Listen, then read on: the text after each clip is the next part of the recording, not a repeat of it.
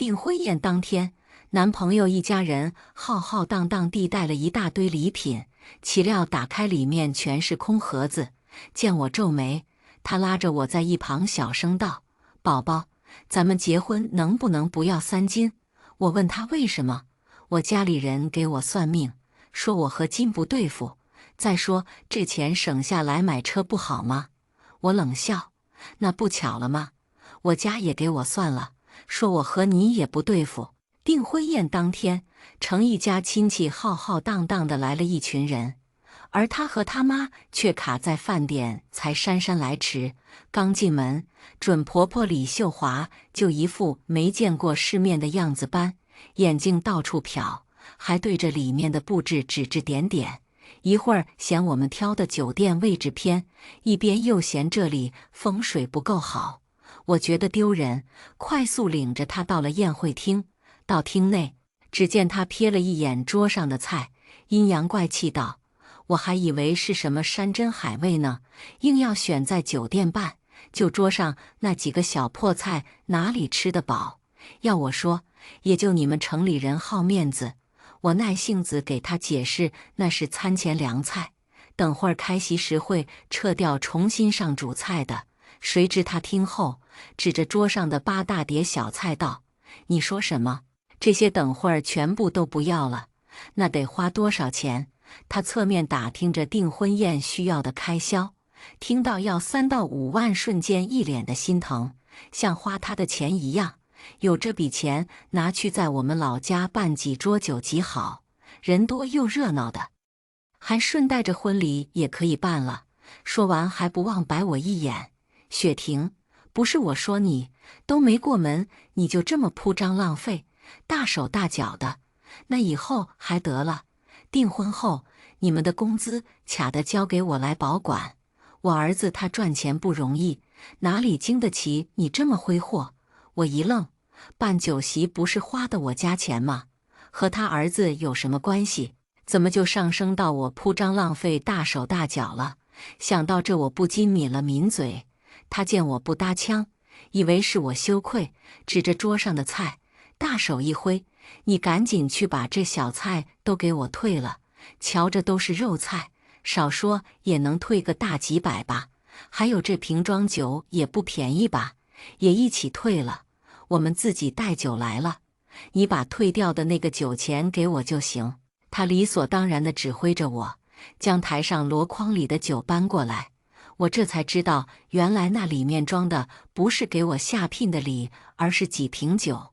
周围的亲戚听到动静都齐刷刷地朝我看来，表情十分古怪。我又羞又恼，拉着他小声道：“阿姨，有什么事咱们结束了再商量成吗？”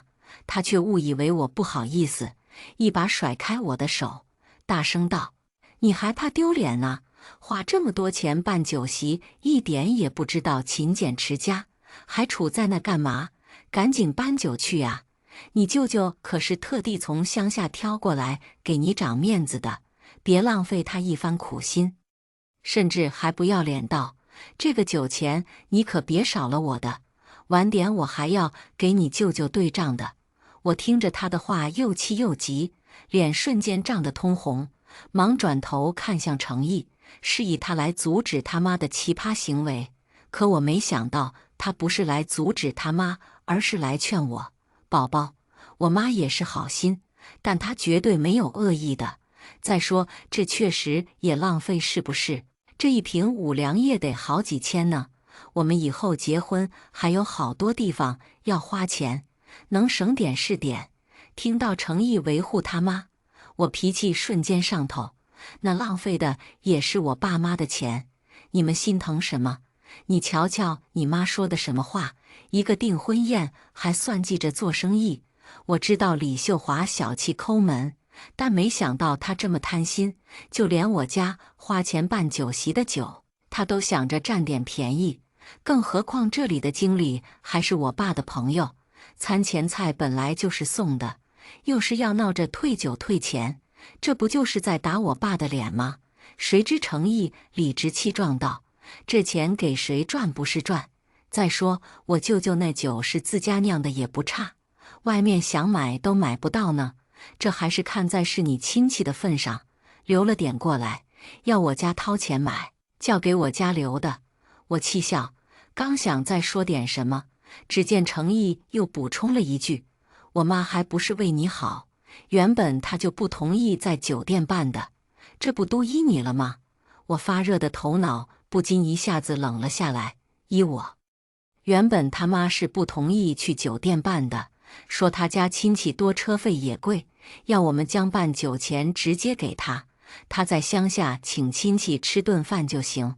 我妈心疼我，不忍心让我在订婚上也受委屈，便说安排车去接他那边的亲戚，花销由我们这边出。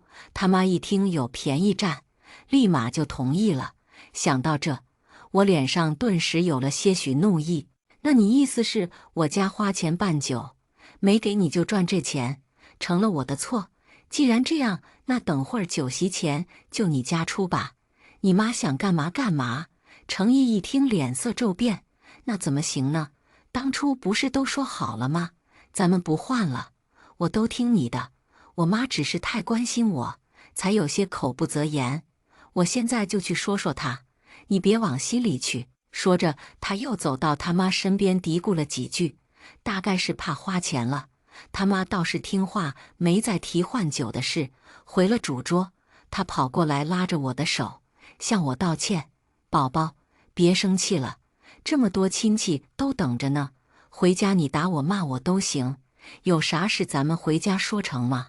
我虽然很生气，但看在宾客的份上，倒也没再多说什么。毕竟他除了在他妈那块，很少与我产生争执，谈恋爱期间对我都不错，算得上是言听计从。而且他在我爸妈面前也表现得很好，我爸妈都很喜欢他。况且他保证过以后不和他妈住一起，没必要因为这些事闹得不开心。原本我以为这事就这么过去了，没想到司仪上台刚说2句话，他妈就闹幺蛾子了。等等，还不能开始，我们家亲戚都没到齐呢。对了，等会儿这个车费你可得给我报销了。原本笑容满面的我，脸上一僵，明明位置都坐满了，他这又是在闹哪出？我头疼地瞪了程毅一眼，却看到他也是一脸迷惑。李秀华跑上来，贴在他的耳边小声嘀咕着，说是他姑嫂都还没来，在路上，要我们再等等。我纵使不情愿，但还是忍着等人。半刻钟后，乌泱泱来了一堆人。我一看，好家伙，大人小孩起码来了10多个人，没个2桌根本坐不下。又是在旺季，酒店也没有多余的位置，原先预定的8桌，他们家本就占了近6桌。我们这边亲戚加上我和爸妈，也只有2桌不到。好在这时酒店经理过来，给我们支了个招，表示在外面大厅突空地给我们再添2桌。可李秀华又不乐意了，开始无理取闹起来。什么意思？我们家亲戚来了，去外面，你们就这么招待亲家的？我说当初怎么不愿意在我们农村办？原来是在这里等着，想让我家在亲戚面前丢份呢。可怜我们孤儿寡母的，要被你们城里人欺负紧了。他双手叉腰，一副我们不给他一个合理的解释就誓不罢休的样子。纵然是我脾气再好，也忍不住对了起来。阿姨，到底谁欺负谁？今天本就是订婚，不是结婚。谁家订婚来这么多人，而且位置早就定好了，连我们额外预留的1桌都被你家占了。现在大中午突然又来一堆人，你让我们去哪里再给你找位置？我的话音刚落，李秀华就跳了起来。我们家来这么多人是看得起你，你们家不是还有2桌吗？你们是主家，让那些个亲戚坐到外面去不就行了？哪里有让客人去外面的道理？听完他的话后，我瞬间火气直冲天灵盖，示意诚意去解决这个问题。他再次一反常态的不站在我这边，反而是来劝我：宝宝，要不你们家亲戚就委屈一下，坐外面，回头我来给他们敬酒赔不是，他们肯定能理解的。反正你这边的亲戚也没几桌，大家都是一家人，没必要太计较了。我静静地盯着程毅，在这一刻感觉他无比陌生。什么时候他变成这样了？见我不为所动，他又不耐。我那些姑嫂都是看着我长大的，我妈也是想让我在亲戚面前有面，你就当是为了我，忍一忍成吗？我听完都被气笑了。合着你家要面子，我家就不要了。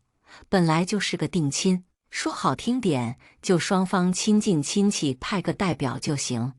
你家倒好，三姑六婆邻居全喊齐了。你瞧，谁家定亲来8-2桌，这就算了。之前我是不是反复问过你们家来多少人？现在不够做。你妈反而倒打一耙，怪上我家不懂礼数，还要我叔伯他们去外面。说到这，我越发来气，觉得委屈，直接厉声道：“能做做，不能做拉倒，大不了这个酒不办了。”程毅看我脸色不像说笑，赶紧过来轻拍着我的背，安抚道：“宝宝，我知道你受委屈了，这是我妈的不对，但我妈也是第一次在酒店办酒，没见过世面，这才多叫了点人。”随后像下定某种决心一般，一脸为难：“要实在不行，我让他们都回去成吗？只要你开心。”他看似退让，实则是逼我做决定。我若同意，外人就会觉得是我不通情达理、小气，赶他们家亲戚走。到时候嫁过去，逢年过节得看他那边亲戚脸色。就在我犹豫着如何提分手了，我爸走了过来，将我拉到一边，劝我说：“别为了这点事冲动。”随后转身，面色平静地对李秀华说道：“亲家，今天孩子们的大喜日子，我们别为了这点小事坏了气氛。这样，我去和经理商量，给我们再加一个包间，你们家也有面。”我爸的退让，让李秀华的脸色才稍微缓和，但他嘴里仍旧骂骂咧咧，一脸不情愿，好似吃亏的是他们家一样。程毅见事情解决后，对我又是好一顿花言巧语，笑着过来想要搂我。我对他刚刚的行为早已失望至极，那些话只觉得刺耳。我努力平复自己的心情，不着痕迹地躲开了他，甚至内心还在怀疑，这个订婚还有必要继续吗？仪式很快就开始了，流程很简单，签订婚书，新人致辞。眼看到了聘礼环节，程毅轻声打断了司仪的话，朝我说道：“宝宝，过饭点了，大家都饿了，要不早点开席吧？”我想了下，等了这么久，大家肯定都饿了，彩礼什么时候都可以看，于是点头示意司仪宣布开餐，其他的流程等吃完饭再说。只是饭后，我大姨提出想看一眼3金和彩礼，程毅却一直躲避着，不是说要敬酒，就是要陪亲戚聊天。我有些烦躁地将他拉到一边：“你今天怎么回事？我大姨想看个3金，你老是躲着干什么？”他也只想图个喜庆，程毅却装得一脸无辜。3金这个环节本就不合理，不仅漏财，还遭贼惦记。我舅舅姑嫂们好不容易上来一趟，我肯定要陪着呀。晚上回家，我们再看成吗？他说的随意，我心里却咯噔了一下，总觉得不对劲。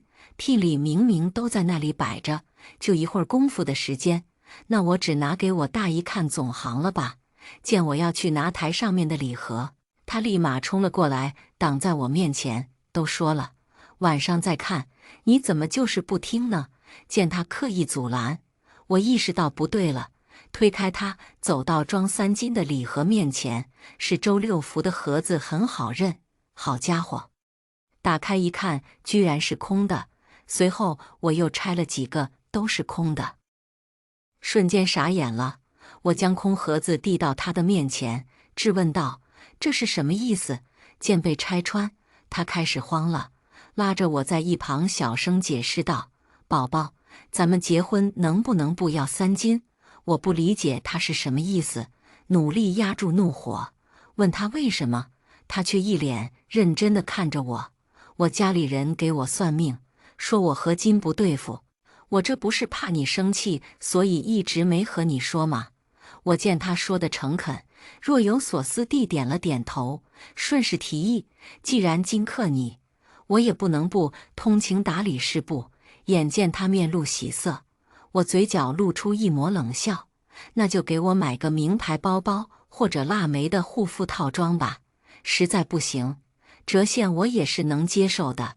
他的表情立马僵在了原地。那怎么行呢？现在金价这么高，好一点的3金，我去金店走一圈，没个5万都不行，差一点的都要2到3万呢。你说的名牌包又不保值，护肤品大几万花了也不见一个响。再说这钱省下来，加上你的彩礼陪嫁，咱们买辆车不刚好吗？我冷笑，原来他在这等着我呢。我之前怎么没发现他这么会算计呢？当初谈彩礼时，我们家就做了让步，从8万的彩礼和5金降到8万和3金。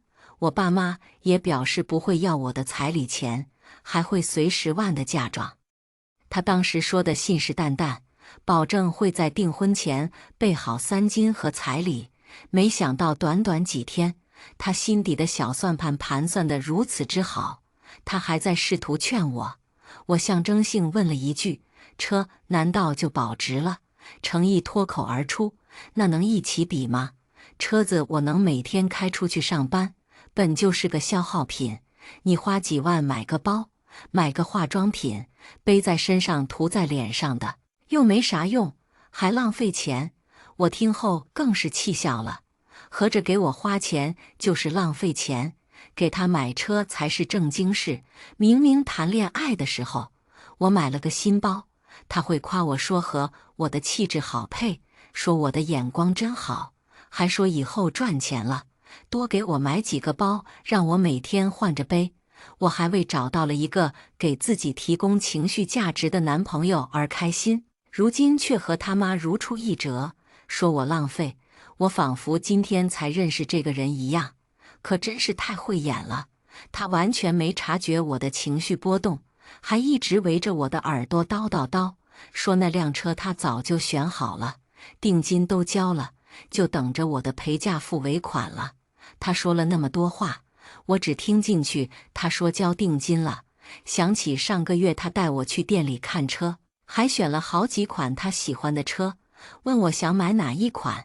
他看中的都是近20万的车，还需要预定。他提议先交几万的定金，把车子给定下来，但我果断就给拒绝了，不同意他买，还因此小吵了一架。因为我家给我的陪嫁礼其实还准备了一辆车，我妈还特意叮嘱过让我嘴巴严一点。当时他脸色就不太好，但我也没太在意。我想着等结婚那天给他一个惊喜，毕竟生活也是需要浪漫的。没想到他偷偷地背着我把定金都交了。可他不是说好不容易才凑到彩礼钱吗？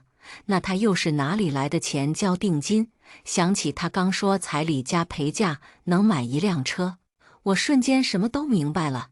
3金能是空盒子，那他上次给我的那张卡怕也是张空卡吧？想到这，我感觉自己就像一个笑话。原来他这么早就开始盘算起我的陪嫁了。见我没反驳，他以为我同意了。宝宝，我知道你最好了，等会儿你就找你爸妈把你的陪嫁要过来吧，吐一次方，反正都要给你的，还不如今天给了，晚点我们就去提车。我冷笑着一字一句道：“我什么时候答应买了？”他却有点不开心了。提前买车我还不是为了你吗？不想让大家看清你，你也不想别人说你找了个没车的穷老公吧？明明是他自己虚荣心作祟，却说得如此冠冕堂皇，到时候还能当婚车，一举多得。再说定金又不让退，那我们不是白亏钱了吗？程毅锲而不舍地将手机递到我面前，企图将我给忽悠瘸了。但我不是恋爱脑，他的算盘打错了。我坚定地摇了摇头，那也是你亏，不是我呀。更何况你想买车关我什么事呢？你说是吧？程毅听到我拒绝后，脸色瞬间阴沉的可怕，恶狠狠地说道：反正今天这钱你给也得给，不给也得给。我告诉你，现在所有人都知道你和我订婚了，你若是不给，我可不能保证你的私密照会不会突然被曝光在家族群朋友圈里。说着，他还不忘打开手机，给我看了一张偷拍我换衣服的照片。我就不信你丢得起这个脸。我没想到他居然这么恶心，居然还偷拍了我的照片，还想用这个来威胁我。难怪他这么有恃无恐。既然如此，那我也不客气了。我假意装作很害怕私密照被公开，着急地问他照片还有没有发给别人看过。他信誓旦旦说没有，全在自己手机里，还说他这么爱我，怎么可能让别的男人看我的身体？听到他那些话，我只觉得恶心。我找借口说要先和我爸妈商量一下提前拿陪嫁的事情。他自以为靠几张照片就成功拿捏住了我，还满心期待地将我送到我爸妈面前。我当着他的面将我妈喊到一边，用程毅也能听到的声音开口：妈，你能不能先将我的嫁妆给我？程毅说他买的车还差一个尾款，想先借我的嫁妆用一下。我妈听到买车，很快就意识到了不对劲，脸立刻沉了下来，朝我使眼色：你放心，他肯定会还我的。我撒娇般朝他点了点头，示意他别担心。妈，你就给我邮吧。再说了，结婚那天他开车来接我，不仅能省钱，我还有面子，你说是不是？我妈不愧是看了多年《甄嬛传》的人，秒懂我的意思，瞬间戏精附体，一副拿我没办法的表情。这主意也不错，还是小程想的周到啊，还不忘捧一把诚意。随后从包里掏出早已给我准备好的银行卡，程毅还没意识到不对劲，还以为说服了我妈，在那沾沾自喜。我拿到卡的第一时间就将它给了程毅，他收到卡后，整个人都精神焕发，还不忘对我发情，在我脸上亲了一口，说晚上再好好犒劳我。我嫌弃地将他推开，并且贴心地让他去问问他家的亲戚吃饱没，还有没有什么想吃的想喝的，让他们尽管点，说这些都我爸妈付钱。他一听，兴高采烈地去亲戚面前显摆了，不停地夸自己找到了一个好老婆，连带着他妈对我的脸色都罕见地露出几分笑容。我看着他们笑得有多开心，想到他们等会儿哭的会有多伤心时，顿时心情好了很多。我趁程毅在那边摆阔时，交代我爸妈通知我的叔伯们提前散场。虽然他们也很疑惑，但还是陆续离开了。程毅很快发现我这边的端倪，一脸慌张地走到我身边：你叔伯们呢？怎么都不见了？我装作责怪他，语气不悦道：不是还有下半场活动吗？我爸让他们先去那边了，等送完他们再过来接你们老家的亲戚。谁让你家突然多出10几个人？原本订好的车子也不够用啊。是的，本来举办完定亲宴后，晚上还有一个露营活动，那家露营地是我家开的，又不需要花什么钱，里面玩的都有。起先办酒本来是选在那里的，但怕说我们不够重视他们家，就换到了酒店。晚上的活动还是程毅提的，说是想让两家都熟悉熟悉，但我知道他只是单纯的好面子，想给他的亲戚炫耀，所以他并没有怀疑，反而还夸我家想得周到。是挺周到的。他又问起我爸妈去哪了，得知去前台结账后，嘴角笑得更是合不拢。笑吧，笑吧，等下有你哭的时候，爸妈给我发了个消息，说是都安排妥了，我也就不打算装了，朝厅外走去。走到门口，他一脸懵地问我去哪时，我好心地指了指外边，当然是回家呀。他皱了皱眉，指了指满厅的人，我家亲戚还在呢，你就走。我装作一脸惊讶地看向他，不然呢？要不一起走？他大脑不假思索，满心欢喜地通知完大家后，朝我身后跟了过来。只是他走到门口时，被走来的保镖拦了下来。他满脸疑惑：“你们拦我做什么？”保镖礼貌开口：“你好，你们这边的费用还没有结清，请先把费用结一下吧。”程毅一脸错愕：“怎么可能？你们搞错了吧？”随后望向我，试图缓解尴尬：“宝宝，这个钱不是说你们家来出吗？怎么你爸还没结账呢？你催催你爸爸。”我一副恍然大悟般看着他，哦，差点忘了。随后我在他生气又诧异的眼神中，抬起手当场给了他一巴掌，用这辈子最大的声音怒吼道：“程毅，要点脸吧，还没结婚呢，你就想我家当冤大头？”这一巴掌的动静不小，原本喧闹的大厅变得死一般寂静，大家都纷纷看了过来。李秀华见自己儿子被打，立马冲了过来，指着我鼻子就骂：“你个小贱人，你疯了，居然敢打我儿子！你还没进我家门呢！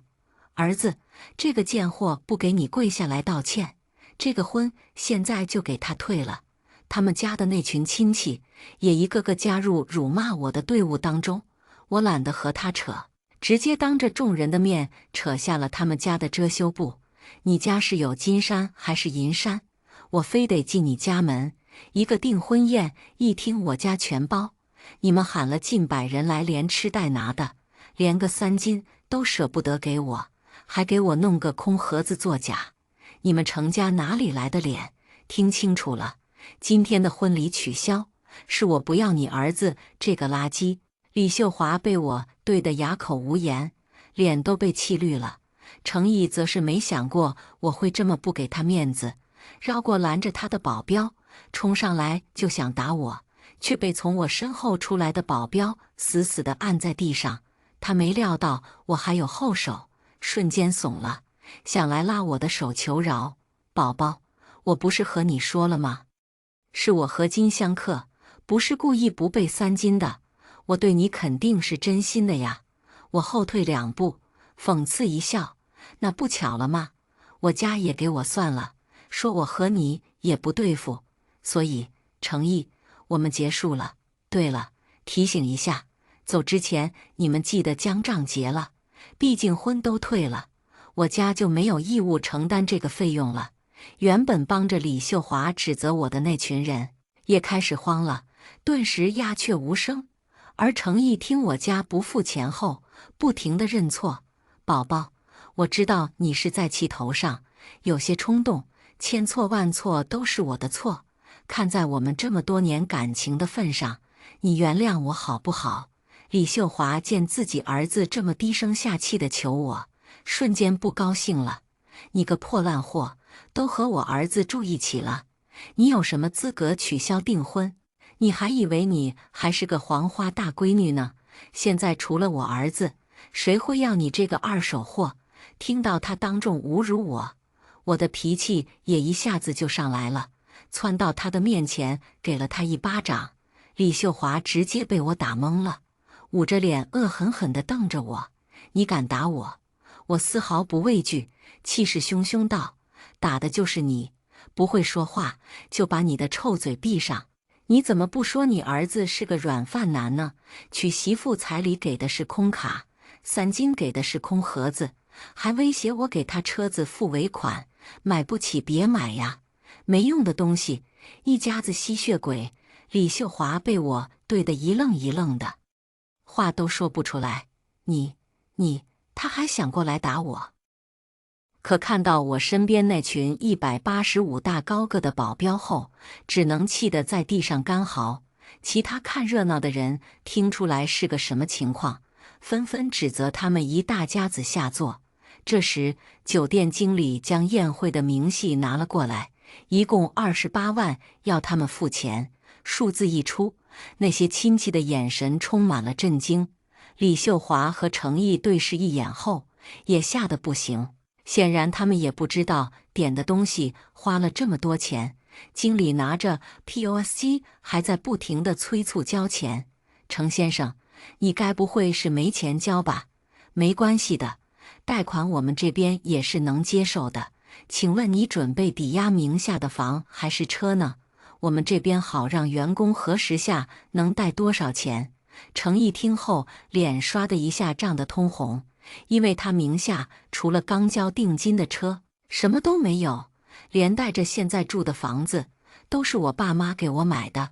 他哪里受过这种委屈，气得浑身发抖，朝我这边吼道：“林雪婷，你他妈故意玩我是吧？现在你目的达到了，羞辱够了，气你也出完了，你该把钱给交了吧？”我没想到事到如今，他以为我还在和他开玩笑。你怕不是聋了？我们已经什么关系都没有了。他继续无赖开口：“是你让我和他们说想吃什么加什么的，这个钱本就该你来出。”我轻笑一声，将头发丝撂到耳后，小声道：“你可别冤枉我，我怎么知道他们会点这么多？而且我说的是不够吃的话，想吃什么点什么。明明是你家亲戚品行恶劣，连吃带拿的你还怪上我了。”我无视他眼中的怒气，继续说道：“做人可别这么无耻，别想着什么脏水都往我身上泼。其实8桌酒席按照正常不打折来算，只需要花个2、8万左右。但他们后续一听我爸妈付钱，让他们想吃什么点什么时，几乎将酒店的贵菜都点了一个遍。有服务员提议过这么多他们也吃不完会浪费，但是他们根本不听，让服务员只管下单，说有人付钱，浪费也和他们没有关系，像是这辈子没见过好东西一样，还说吃不完的正好打包带回家里吃，放冰箱还可以吃上1个星期。不仅如此，还连吃带拿的，一条和天下烟和1瓶五粮液做标配，硬生生将2、8万加到了20多万。李秀华见我不愿意出钱，则是当场撒泼说：“这就是一家黑店，肯定是你和这个小贱人串通好的，就是想找机会敲诈我们，不然怎么会要退婚？而且就8桌菜，哪里要这么多钱？吃的又不是金子。”他们家亲戚也纷纷附和助威，黑店黑店的喊了起来。经理知道他们是不讲理的人，懒得和他们废话，将手下准备好的10几份账单丢到他们手里。程毅看了眼账单后，面色一僵：“什么？单单烟酒就要付20多万？”经理一副看傻子的模样看着他道：“你们自己点的什么价位的烟酒？你们应当清楚吧？”刚刚叫嚣最凶的那群人听到这句话后，也底气不足泄了气，不再说什么。程毅脸上一窘，犹豫开口：“这个钱我肯定是不认的，谁吃的谁出，我肯定不会出的。”经理笑着点了点头：“那行，那就谁点的谁付也可以。”一听说这个钱要大家各自结账，都不乐意了。他们开始了窝里反，瞬间统一战线，一致对外，说是程毅他妈喊他们过来免费吃的，和他们可没关系。还拿出了聊天记录给经理看，说这个钱不该大家出，吵着要酒店放行，说没道理拦着他们不让走。李秀华一听也急了，一个劲的骂他们不要脸：“我只让你们过来免费吃，我哪里要你们点这么多菜了？还有桌上本来就有烟酒，谁让你们还去找酒店要了？你们后面吃的喝的，我们家可管不了。可他们自家的亲戚也不是什么好人，要不是你们家连个3斤都不舍得给人家买个假的装着，人家会跑吗？”就是，另外一个婆子也站了出来。我当时就说了，花不了几个钱，谁知你们俩都没听进去，抠得这么彻底，这下好了，媳妇跑了就算了，吃个饭还要花钱，见自己人将丑事抖了出来，程毅母子两人立马和他们吵了起来，我差点听笑了。原来还有这些故事，顿时双方吵得不可开交，甚至还有人试图逃走。可能在城里寸土寸金的地方开饭店的，岂能没有一点实力？还未等他们实践，一大群保镖围了过来，将他们堵在宴会厅里，意思就是不给钱，谁都别想走。那些亲戚看到这个情况，不得不把没开封的酒和烟给退掉。即使这样，还是有10多万的费用，但没有一个人愿意承担这个钱。他们不停地辱骂程毅和他妈，说他们没有钱就不要来酒店摆阔，现在还害得他们跟着一起受罪，几乎是祖宗18代都被他们挖出来骂了。我看戏看得差不多了，不再理会他的干嚎，转身朝门面走去。程毅见我要走，开始破罐子破摔，威胁起来：“林雪婷，你名声还要不要了？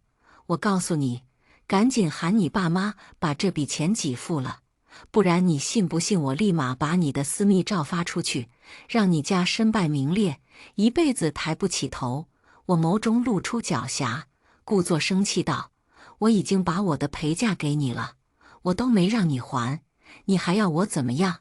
你知不知道你这样做是违法的？”程毅以为我怕了，笑得更得意了。那又如何？谁看到我威胁你了？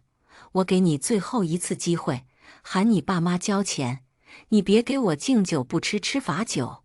我不禁冷哼一声道：“你怕是没有这个机会了。”就在这时，走廊外来的警察闯了过来，直接将他给铐了起来。他被抓时还一脸懵，不停地喊冤，说抓错人了。可在他身上找到了我的陪嫁卡，证据确凿，包括过来的民警亲耳听到他威胁我。早在我发现3金盒是空的时候，便用手机录像了，为的就是怕他们家倒打一耙，说是在我家宴会上丢的3金。没想到意外录到他威胁我的场面。等亲戚走完后，我便第一时间喊我爸妈报了警，为的就是这一刻。没想到他还真没让我失望，当着这么多人的面再次威胁起我来。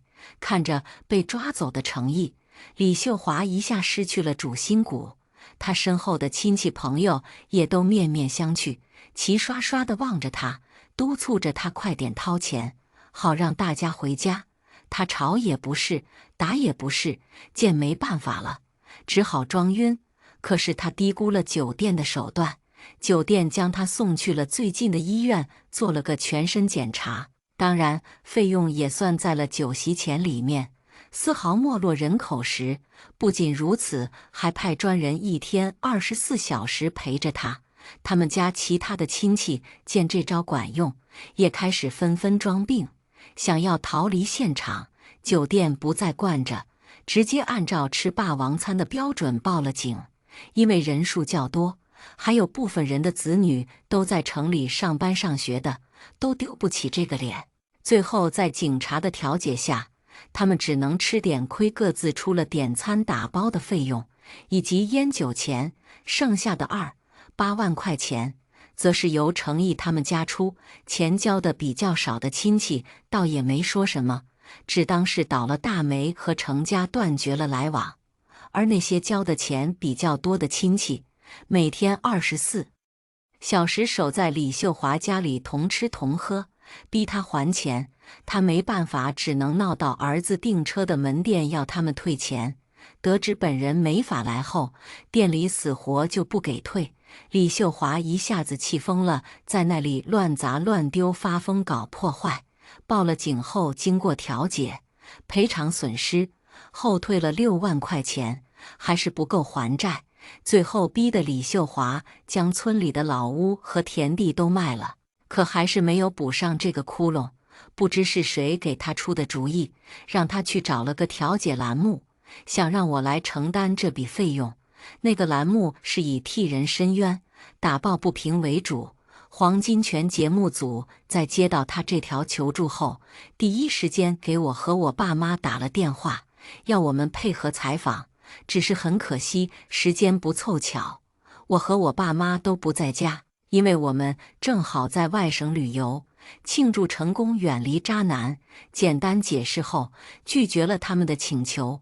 谁知他们认为这只是我们不想接受采访的借口，他们大概是不想放弃这份来之不易又可能爆火的材料，还是违背了我的意愿，做了视频进行预热，想要用舆论的压力逼迫我接受采访。而且在李秀华恶意扭曲事实的情况下，更是把我塑造成一个恶毒拜金，还和酒店有着不正当来往的下海女。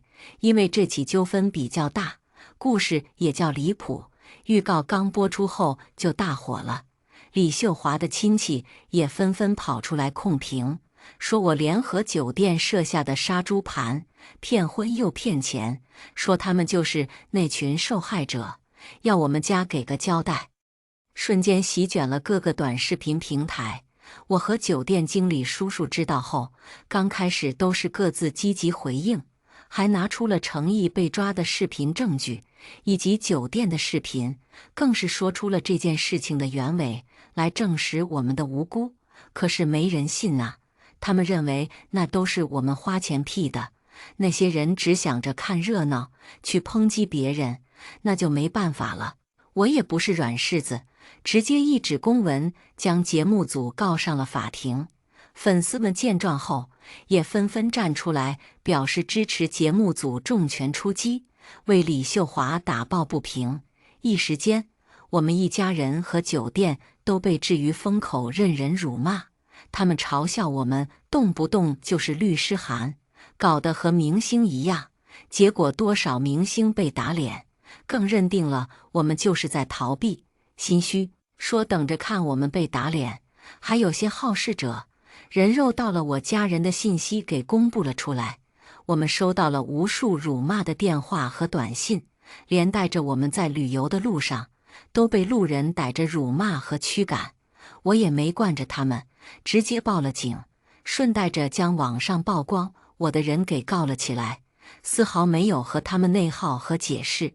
我大把青春，才没有时间陪他们玩，这趟旅行是真的玩得不够尽兴。我拖着疲惫的身躯回家时，看到门口堆满了发出恶臭味的垃圾，我气得不打一处来，拿出监控一看，原来是李秀华这个罪魁祸首在作怪。既然喜欢玩，那我就陪他玩个够。第二天，我直接报警，带着警察去了黄金泉节目组的公司，以他们虚假宣传、造谣和鼓舞粉丝网暴我为由，要警察叔叔替我主持公道。而去的同时，我还不忘直播，告诉大家我是去打假了。结果因为我的热心，大批当初被黄金泉用诬陷过和导致被网暴过的人，纷纷来公司门口支持我。经过警察的调查，发现这个节目组就是以虚假宣传来牟利，私下还做了无数笔金钱交易，更是阴阳合同、偷税漏税一条龙。而且公司还有水军部门，专门从事各个平台的谣言散播，只要给钱就能买任何虚假评论进行控评，涉事金额更是高达1个亿。节目组在直播间当场翻了车后，我的名声总算是回暖了许多。只是还未待我找李秀华的麻烦，便听到了他的死讯，听说是被公司里面的老板当场捅死的。那个老板觉得就是因为他，才导致公司倒闭破产的。而程毅因为敲诈勒索费用高达10万，被判了3年有期徒刑。当初作为程毅敲诈勒索的证据，彩礼卡上了法院，宣判结果下来后，很快就还给了我。那些被我告的人也纷纷自食恶果，要赔偿我的精神损失费和名誉费用，价格高达近500万。但是我没有心软，因为做错事就要为此付出代价，而且网络也不是法外之地。我将赔偿的钱拿出了一半，捐给了需要帮助的人。另外一半建立了一个反击网络暴力的基金会，里面的钱全部用来给被网暴没钱打官司的人使用。3年后，程毅出来了，他本来想去找我的，我觉得他住过的房子不干净，早就卖了。他扑了个空后，又去了我爸妈家，可惜他连小区都进不去，更何况我们家也怕被人报复，毕竟断人财路了。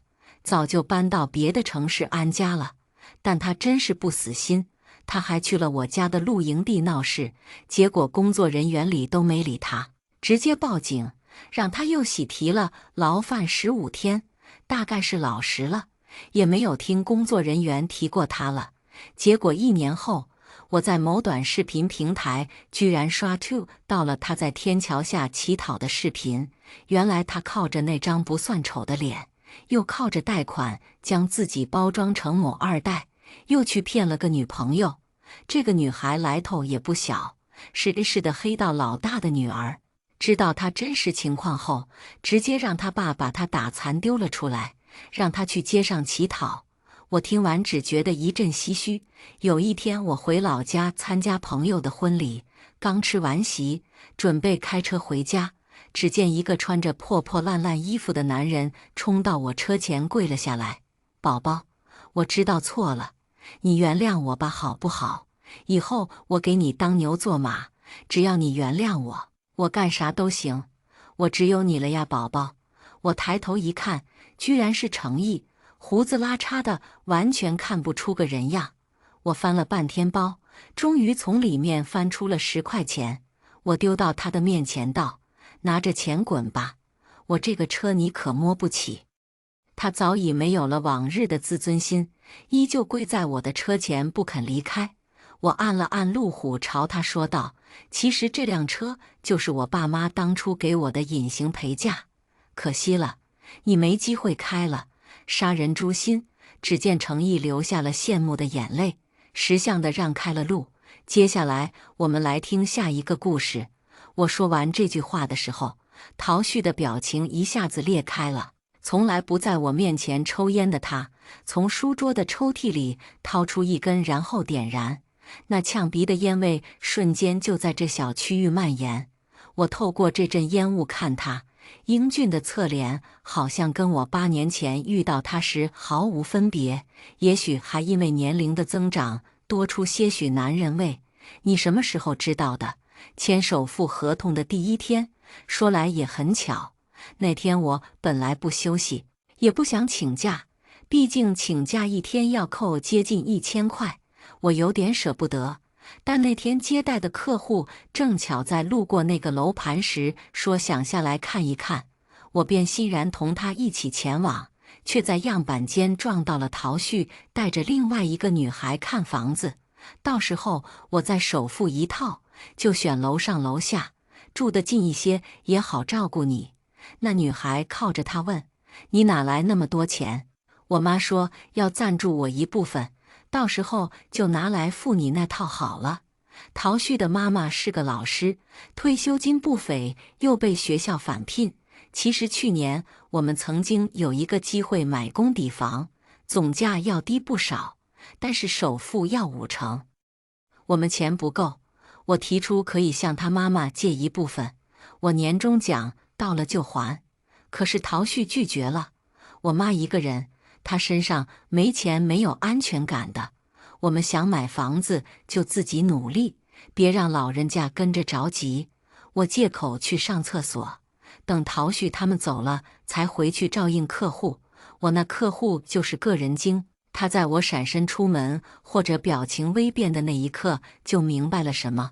等我回来时，他笑眯眯地对我说：“小何，刚刚来看的那对年轻人听说是新婚，感情很好，来看了好几次房子了。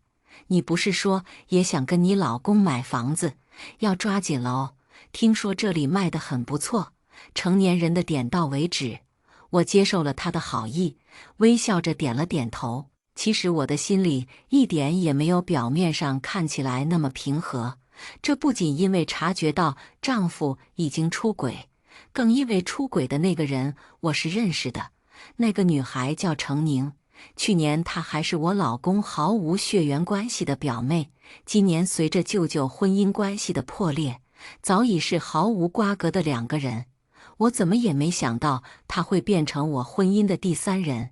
程宁是10年前跟着她妈妈一起嫁来陶旭表哥家的。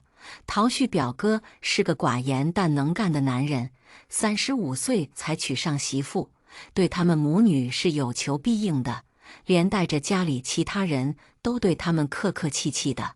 我还记得程宁大学毕业时来到我们的城市找工作，陶旭曾把他带到我们这里住了快半年。今年年初时，陶旭表哥非常苦恼地给陶旭打电话，说他老婆跟中了邪似的，一定要跟他离婚，就说还在一起生活，但是婚一定要离。陶旭当时是怎么说来着？哦，他说他如果闹得厉害，那就离吧，反正还在一个家里住着，结婚证也就是一张纸而已，距离程宁搬离我和陶旭的租住的房子也就1年不到。但我对这段时间的相处几乎毫无印象，我工作实在太忙了，尤其是婚后这3年，我几乎一天不曾休息，法定节假日也都在家里忙工作。陶旭在大学毕业那年就上岸了公务员，朝9晚5，虽然工资不高，但胜在稳定，稳定的不高，所以我们想要买房子的重担自然而然落在我身上。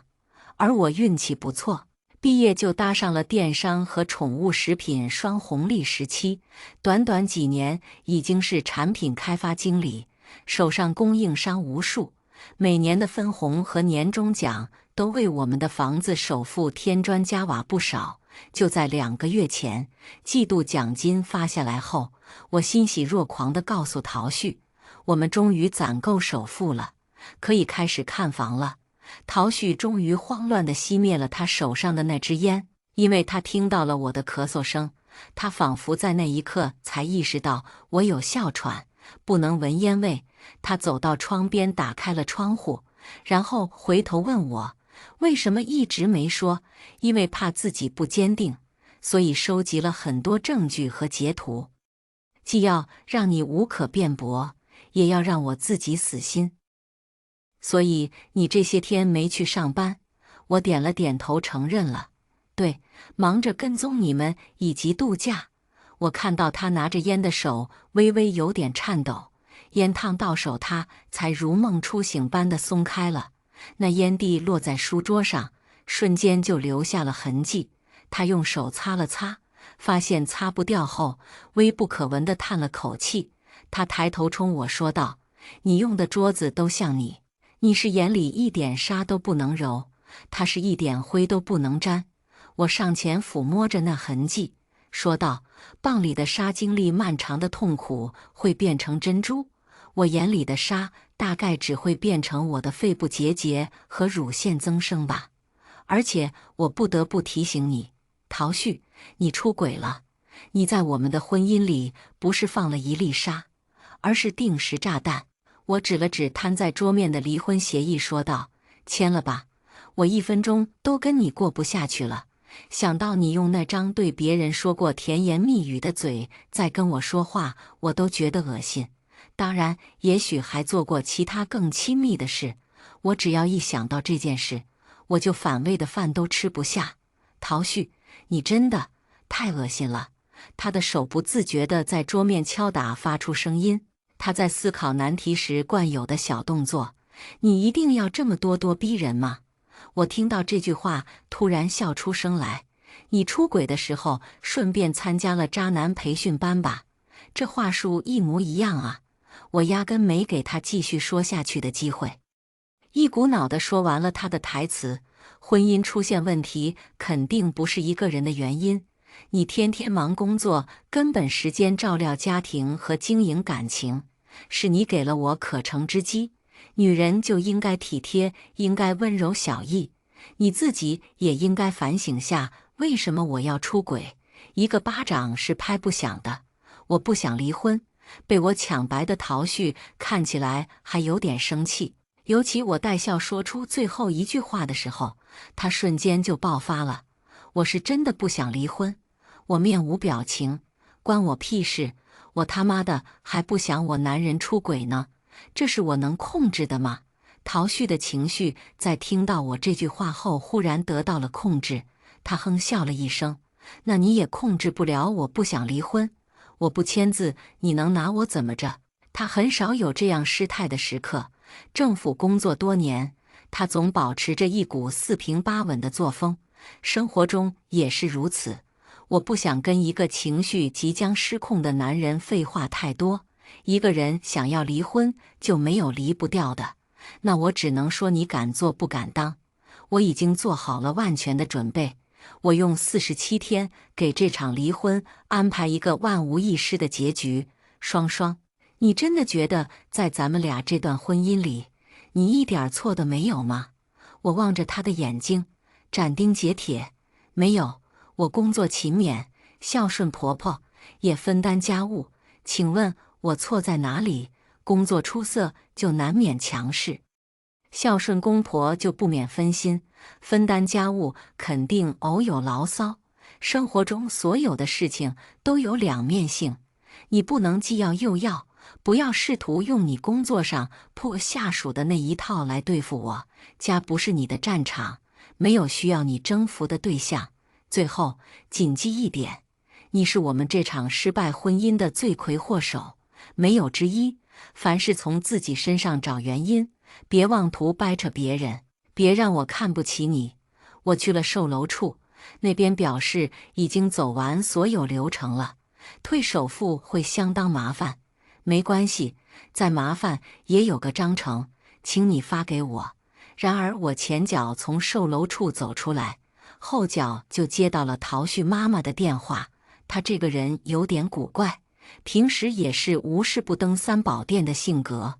我工作繁忙，平时除非必要时，我一般只买礼物不出现。双双啊，妈听说你要退掉首付啊，现在买房子不容易哦，那个房型还有楼层都合适的，怎么想要退掉啊？这小老太太还是一贯的会装糊涂。我猜陶旭已经把我俩要离婚的消息传达给他了。不过我比较在意的是，他明明早已经知道陶旭跟程宁出轨的事情，是怎么好意思再跟我谈房子的事情？我出首付，我还贷款，给出轨的老公住，对，不太喜欢了，准备退掉。为你这孩子，买房子这么大的事情，怎么能意气用事呢？你听妈说呀，这房子还是挺不错的，那天陶旭带我去看了。咱们就先买下来，后面有条件了再换呗。我懒得跟他废话，直接道：我不喜欢的是您儿子，准备退给您，您方便的话接收下。说完这句，我听到他在对面错愕地叫唤了几声，我啪的一下挂掉了电话，胸口的浊气都散了几分。其实一开始我并不知道陶旭妈妈已经知晓这件事，可上次过端午节，陶旭妈妈明里暗里拿着程宁买的东西和我的做比较，话里话外透露出一股优越感时，我心里就有数了。果然没过2天，我就发现陶旭给他妈妈发信息时说到要拿钱再买一套与程宁同住时，他妈妈欣然应允了。过去我总尊敬他是一个高级人民教师，寡母拉扯陶旭长大成人不容易，我轻易不跟他正面冲突，哪怕他经常讲一些我并不爱听的话，比如我儿子真的很优秀，你找到算是挖到宝了，你不要看你比他挣得多，说到底你也就是个搞销售的，不值一提哦。比如你要照顾好陶旭的哦，平时我在家从来不让他干活的，他是什么都不会的。男人还是要专心在事业上，而且我们陶旭还在这么重要的岗位上。再比如说，你不晓得我们小区的人说你好有眼光，像我们陶然这么好的基因，你要赶紧想办法生个孩子才好绑住他的心。现在抛开我对教师的滤镜，再抛开我对他是陶旭妈妈的忌惮，对他就像呼吸一样简单，更不要说他直接上门来找骂。我推开家门的时候，他正坐在我花了2万块买的按摩椅上，津津有味地看着电视。见到我也只是瞟了一眼，道：“这么晚才回来呀？怪不得陶旭见一次瘦一次呢，感情是结了婚，连做饭的人都没有了。哎，你说他也不知道当时为什么一定要结婚。”我慢条斯理地说道。可能是为了能让他妈妈坐着2万的按摩椅，看着2万的电视，还能找茬。老太太蹭的一下从座位上站起来，走到我面前，气势汹汹道：“原来我儿子在家就是这么受气的，怪不得他总跟我说心里不痛快。这种日子叫谁能痛快？你不要欺负我们老家伙不懂事。你们年轻人现在是讲究分工的。别以为你现在挣了几个臭钱就了不起，你挣的每一分钱那可都有我儿子一份。再说了，你们干销售的吃的都是青春饭，我儿子将来可是要做领导的，你不要搞错了哦。他到现在还把我当成是那个在婚姻里粉饰太平的何双双呢，你也不要搞错了，我现在挣得可是真金白银。你儿子将来能不能当领导，那可是两说的。我可没听说哪个作风有问题的人能当领导的。他暴跳如雷：“你说哪个作风有问题？你说哪个作风有问题？你天天在外面应酬见客户，我还没说你作风有问题呢。”他正大声叫喊着，门铃响了起来。程宁俏生生地站在门口，似笑非笑地看着我，说了一句话，我还没来得及回答他，陶旭妈妈手上的遥控器就已经砸在他的脸上了，伴随着他的惊叫声，我耳边还在回响他刚刚说的那句：“双双姐，你跟旭哥离婚吧，我跟他的儿子已经1岁了。”陶旭妈妈的尖叫声在空气中炸开：“我有没有告诉你，不要找到家里来？你这样来了，叫陶旭怎么做人？而且我跟你说过多次了，你那个儿子根本不可能是陶旭的，只有他那个傻货才被你骗得团团转。我倒是真没想到陶旭和程宁还有个儿子，藏得真够好啊！整整47天，在我的紧锣密布的调查中，这俩人居然一点端倪都没有露出。我还在思索的时候，那俩人已经打得不可开交。陶旭回来的时候，我正坐在按摩椅上看着精彩的2人转，顺带还在他俩互骂的伴奏声中给自己榨了杯西瓜汁。直到我把那杯西瓜汁倒在陶旭头上的时候，那持续了半小时的尖叫终于停止了。迎接我的是3道不可置信的眼神。那2个女人异口同声道：“你疯了吗？”我问陶旭：“甜吗？”陶旭看着我半天，无视程宁递给他的面纸，用手背擦了擦脸，一直没有开口。这个房子里的4个人都心怀鬼胎，轻易都不肯开口，仿佛谁先说话谁就露了怯。最后还是陶旭妈妈先发了声，她冲着衣裳不整的程宁说道：“你先回去吧，这里没你说话的份儿，下次别到这里来，丢人现眼的东西。”我怎么丢人了？当初我怀孕的时候，你怎么不嫌我丢人呢？是谁又是老母鸡又是野生黄鳝的往我那不停地送？程宁说话带着气，语速显得尤为的快。又是谁说何双双是个不下蛋的母鸡？结婚2年了，一点动静都没有。等我生个儿子，就叫陶旭把他甩了，跟我结婚。老妖婆，我可不像何双双那么好欺负。你要是让我不爽，我也不会让你好过。我不就是生了个有点缺陷的孩子吗？你看看你那个嘴脸，还好意思说自己是高级人民教师？谁家孩子要是交到你手里，也真是倒了8辈子血霉。2个人唇枪舌剑地吵了许久，我也大概听出了一些端倪。陶旭一直坐在沙发上冷眼旁观，好像这一切的纷扰都跟他无关。他的声音低低地跟我说：“孩子生出来就是兔唇，我妈不能接受，觉得不祥，死活不肯我认，也不让我去看。程宁后来妥协说把孩子送走，我妈才没闹腾了。其实孩子就在程宁姥姥家，做了修复手术，已经好的差不多了。我从没想过我可以心平气和地听他跟我说这些。我想起在最初知道他出轨的那一夜，深夜我坐在楼下的花坛失声痛哭，我为自己感到深切的悲哀。为什么我苦苦追求的东西总是离我一步之遥，却又咫尺天涯？小时候想要一个洋娃娃，却眼睁睁地看着它被陌生的姐姐挑走。长大后终于挣到第一笔钱，可是能跟我分享成功喜悦的奶奶却在我发工资那天去世了。结婚后意外怀孕，欣喜若狂后才发现她悄悄地生化了。而那个我挑了许久，楼层、朝向、采光都心仪的房子，承载了我对美好生活的所有幻想的房子，我最终也不会住进去了。我问他为什么？其实我原来以为我根本不需要一个答案，因为只要我没错，那么我就不需要问为什么。任何借口都是我的伤害和亵渎，不为什么，就是追求刺激。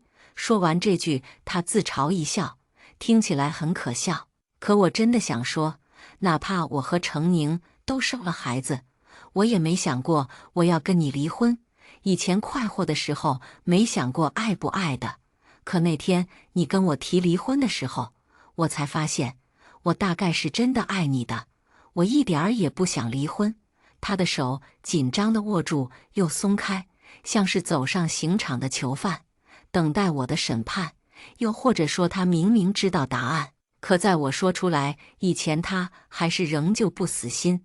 我忽然想起他第一次跟我表白时的样子，那时候我在大学某个学生组织做社长，我坐在沙发上，他站在我左边。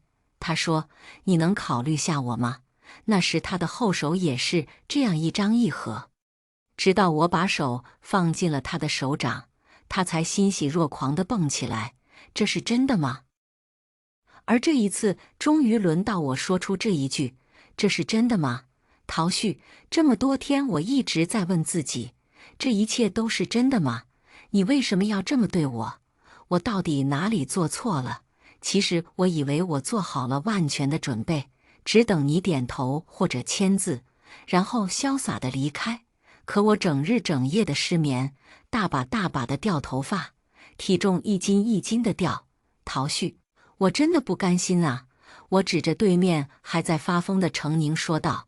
我最近就在想一个问题，其实爱情真的不讲道理，对吗？这样一个泼妇你都愿意跟他生儿育女，无论我多么努力的工作、生活和照顾你，在爱情的天平面前都不能成为被爱的理由。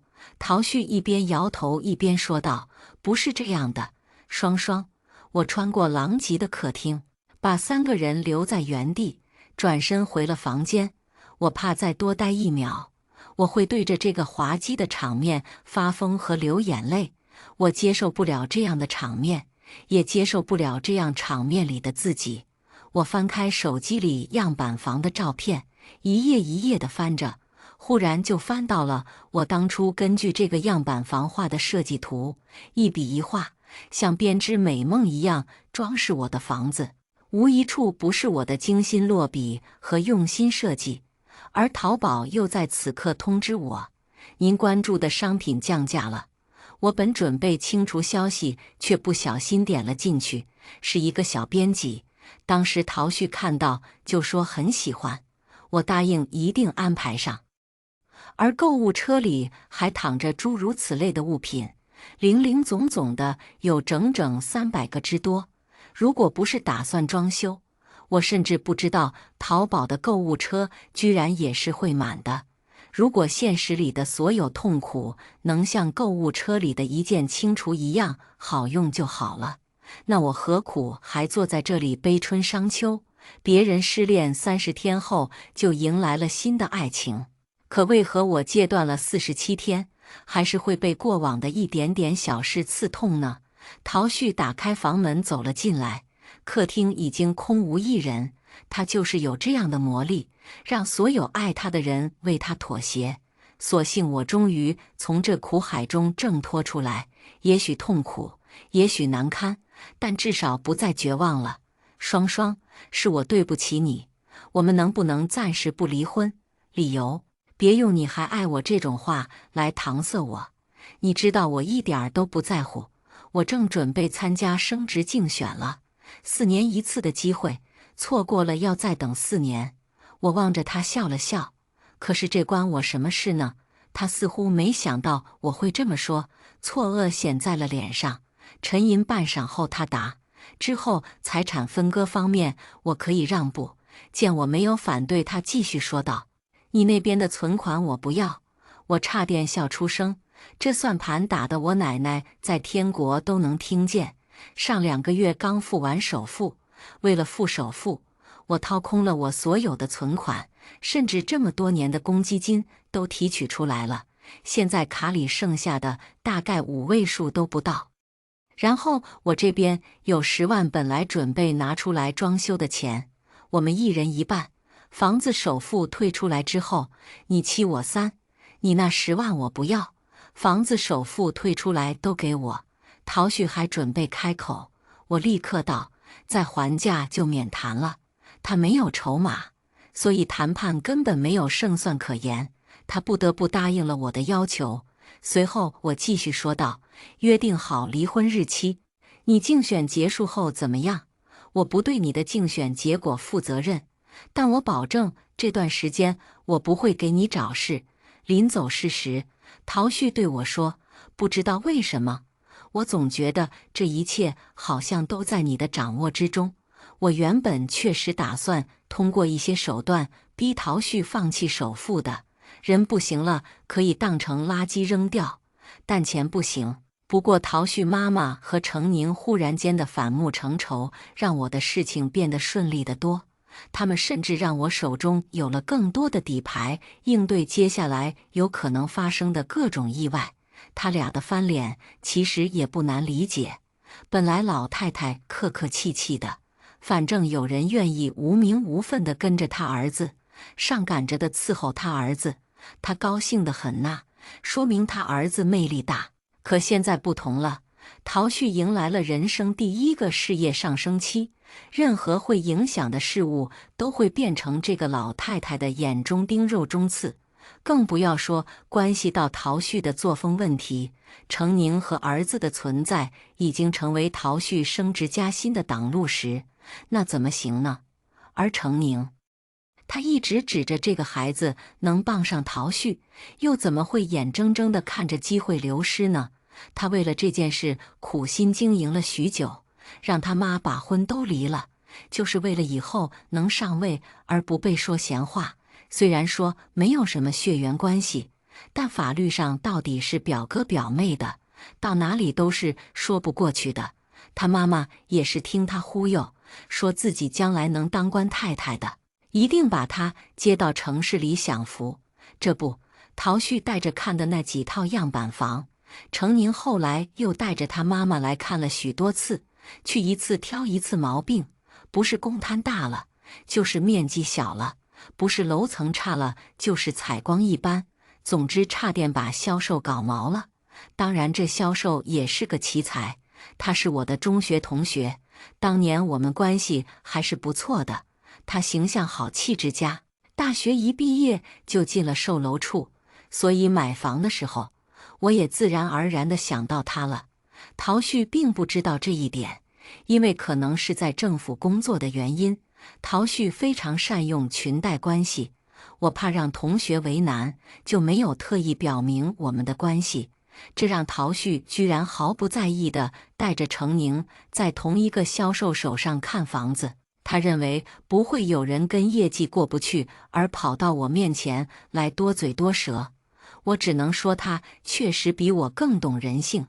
我这同学从始至终都没和我透露过我老公几度带着另外一个女人看房子，而当我后来知道真相时，对他旁敲侧击时，他还帮忙遮掩。这件事也让我彻底明白了，人在利益面前是很容易迷失自己的，情义和正义感都不足以打败他。可我万万没想到程宁会跑到我公司来耀武扬威。抱着他那刚满1周岁的儿子，我为了不影响他人办公，更为了不成为别人茶余饭后的谈资，只好先将他请进我的办公室。他四处逡巡了我的办公室，最后看着我办公桌上的叶酸，冷笑出声：“不会是打算生一个孩子来笼络旭哥的心吧？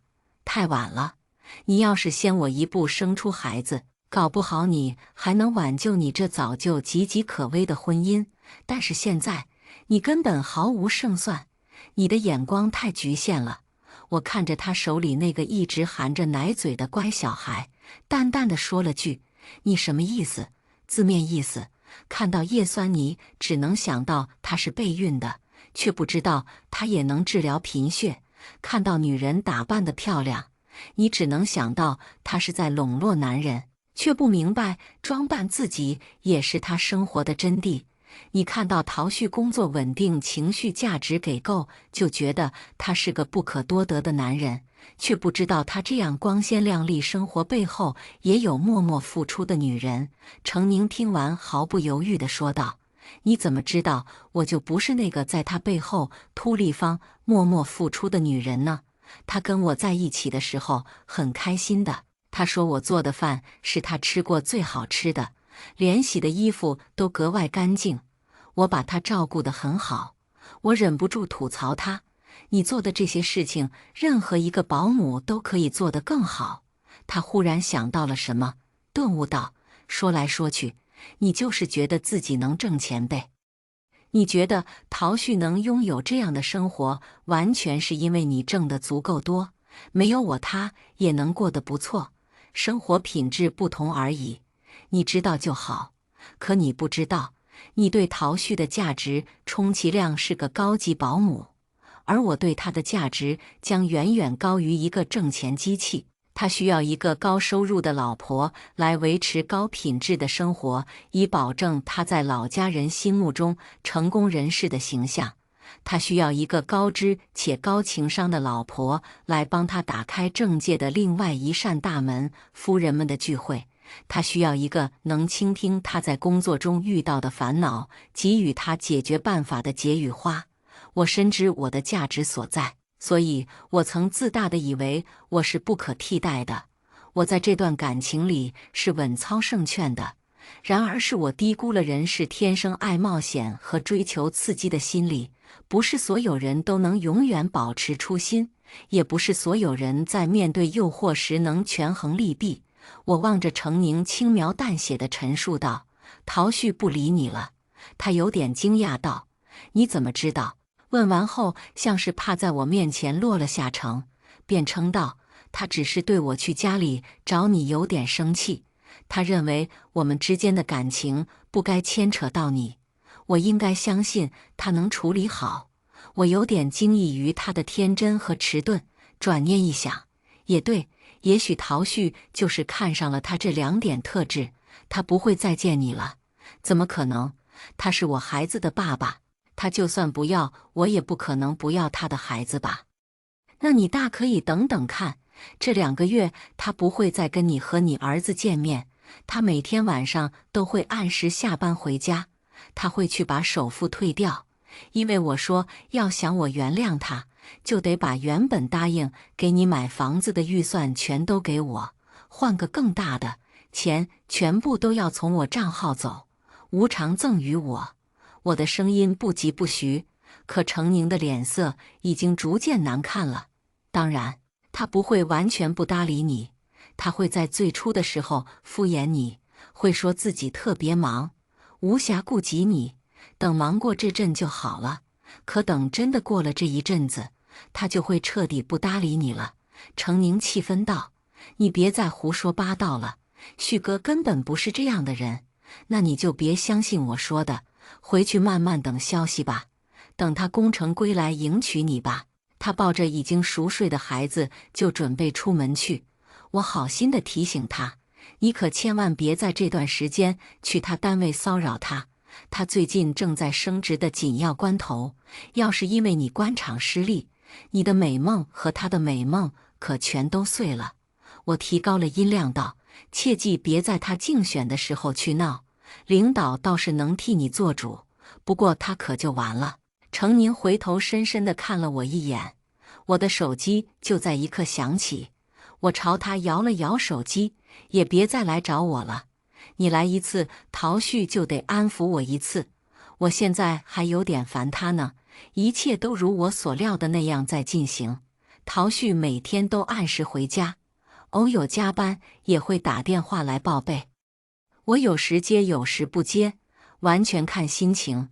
就这样，大概过了1个月，他在家里时，电话明显多了起来。他有时接有时不接，主要看我心情。我搭理他的时候，他就不接；我不关注他的时候，他就跑到阳台去接。一开始他还好言好语地哄，可日子一长，次数一多，陶旭就开始不耐烦了。他本来就处在竞选的紧要关头，需要周全的事情就比较多，程宁却逼得越来越紧。有好几次我见到他在阳台上毫无风度地冲电话对面大喊大叫，能把一向以风度翩翩著称的陶旭逼到如此境地，程宁的实力实在不可小觑。我当个笑话看并不多言，只是偶尔会关心售楼处的退款进度。我拿回首付的那天是一个周六，我心情不错的约了朋友一起去逛街，正巧碰见了正在服装店上班的程宁。我跟朋友正在谈笑风生中试穿衣服，顺便聊一聊新开的楼盘。我表示我准备买一个大平方的，不然以后家里人多了住不开。程宁直愣愣地向我走来，接待我的那销售以为他要抢业绩，伸手挡了下，小声嘟囔道：“这是我接待的。”程宁在离我2米开外的地方恶狠狠地冲我说道：“全都被你说中了，你很得意对吗？”迎着朋友好奇的眼光，我解释道：“老陶在外面养的那个。”朋友了然地点了点头，继续翻看衣服，一副见怪不怪的模样。我俩的冷淡彻底激怒了程宁，他不管不顾地对着我辱骂起来。那店长是个厉害的，直接薅着他的衣服邮进了储藏室。过了没几分钟，出来对我道了歉，并表示希望我不要投诉他们，承诺当场就把程宁开除了。我拎着几件衣服和拎着自己物品的程宁一起走出了那家店。他像只战败的公鸡，斗志全无地对我说：“这是他找到的最合适的工作，既方便接送孩子，又方便照顾他妈妈。他也确实很倒霉，他妈妈刚跟陶旭舅舅离婚没多久，就查出了胰腺癌晚期，疼痛难当不说，治疗费用也很昂贵。可当初是他以死相逼叫他妈妈离婚，现在他妈妈认准了要他照顾，也是合情合理的。”我看着他狼狈的样子问道：“你没去找陶旭吧？你千万别这样去单位找他，他升职的重要关头，别影响他。”我朋友在一旁小声道：“他这样子的，老陶真升职了还能搭理他呀？”我走老远了，回头还看到程宁正站在原地若有所思。我和朋友相视一笑。周一那天，陶旭下午3点给我打了2个电话，我在开会没接。等我5点回过去的时候，已经无人接听。6点钟我到了家里，才发现这个小小的出租屋居然灯火通明。陶旭和陶旭妈妈正坐在沙发上，2个人的表情都晦暗不明。陶旭问了我一句很有意思的话：“你见到程宁了吗？”我无语：“你小老婆不见了你找我，是不是有病？”程宁今天去我单位了，在停车场拦下了我领导，说要揭发我婚内出轨并育有私生子，说我作风有问题。陶旭说完这句，他妈妈站了起来说道：“程宁可没这个脑子，背后肯定有人给他支招，你说是不是呀？双双，我说道，不会是怀疑我吧？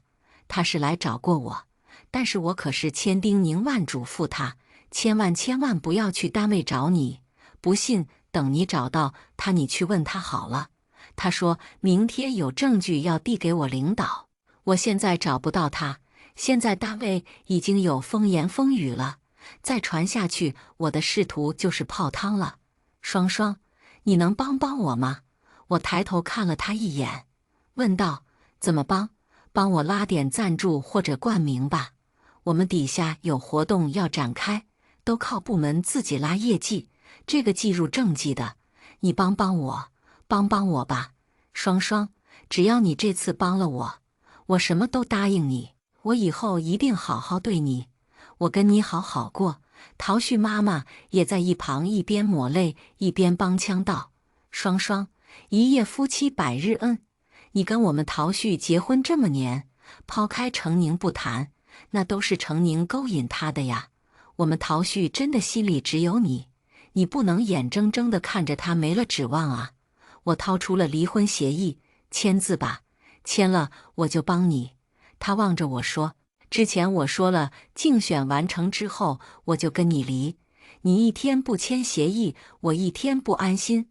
你不信我？对，他痛心疾首道，难道我就能相信你说的吗？我硬气道，你爱信不信，你信我还有一线生机，你不信我，你就完蛋了，你自己选吧。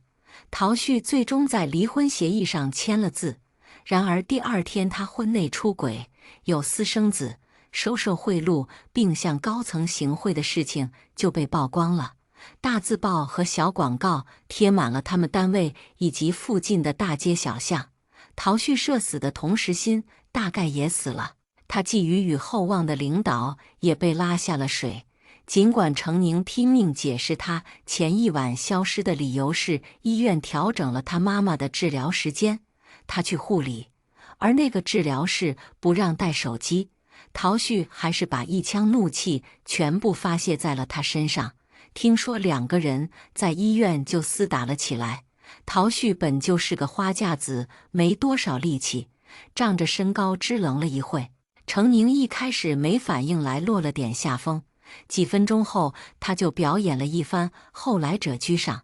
我在医院的朋友打电话给我，绘声绘色地讲述了一番，而此刻我还在出差。自从没有为了陶旭分神，我原本觉得走到瓶颈期的事业一下子宽阔了起来。毕竟出差这种事情对于已婚女人好像没那么合适，但对于失婚女人却是再合适不过了。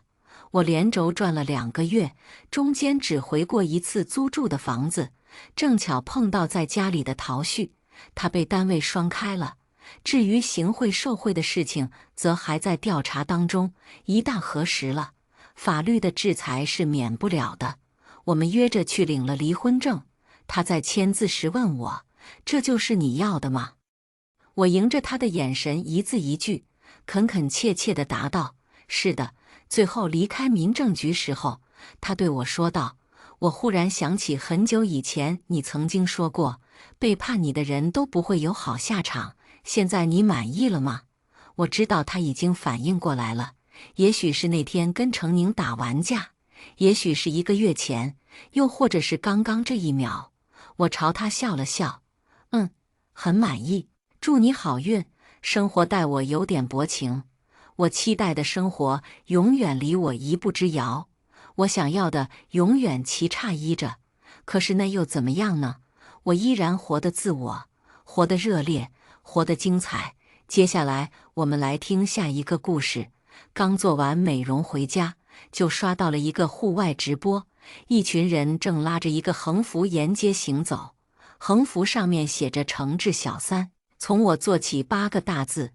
这群人斗志昂扬，一边戴着耳麦激情呐喊，一边跟直播间的观众互动。家人们，点点关注，点点赞，马上主播就要给你们现场直播诚挚小三。说话间，他们已经来到了一个高档小区门口。看到小区大门，我不禁一愣，这不就是我住的小区吗？这时，评论区弹幕也飞快滚动了起来。我去，这小三居然跟我住同一个小区，真是晦气！听说住这小区的都是有钱人，里面养了很多金丝雀情妇小三。直播我只看女的判官，女的大军出手，小三无路可走。老娘最痛恨小三了，我老公就是被狐狸精勾搭走的。主播你们走快点，我迫不及待想看抓小三的场面。眼看着直播间人数越来越多，主播激昂振奋，不停地叫大家点关注、加粉丝灯牌，还强调关注到了30万就加快速度冲到小三家。现在的主播没下线的越来越多，为了流量无所不用其极。我向来对这类直播没兴趣，正准备划走，视频里忽然出现了一个我眼熟的人物，儿子的女朋友苏静静。我并不是一个封建的人，一直支持恋爱自由，所以儿子谈恋爱我从不插手。但儿子比较懂事，他找女朋友都会给我看看对方的照片资料。苏静静和儿子是大学同学，两人恋爱了4年，关系很好。儿子都准备带他和家人来见我，商量订婚的事了。我和苏静静从未见过面，但儿子经常在我耳边夸她，我也就对她挺满意，在心里已经把她当成了儿媳。此刻她出现在镜头前，眼含热泪，极尽委屈地对着直播间的观众哭诉：我跟我男人感情一直很好，都到了谈婚论嫁的地步，可这个小三天天发一些骚话勾引我男人，甚至给我发威胁信息，让我分手，否则就闹得我不得安宁。这年头，小三为了钱都能把人往死里逼吗？苏静静说的可怜巴巴，令人一见就心生怜惜。直播间的观众听了，一个个都替他伸张正义，说一定会为他打倒这个恶毒的小三。没想到世界这么小，看个直播都能吃到准儿媳的瓜。关掉直播后，我给儿子打了电话：叶婷，难怪你最近信用卡刷了上千万，你是不是出轨花在小三身上了？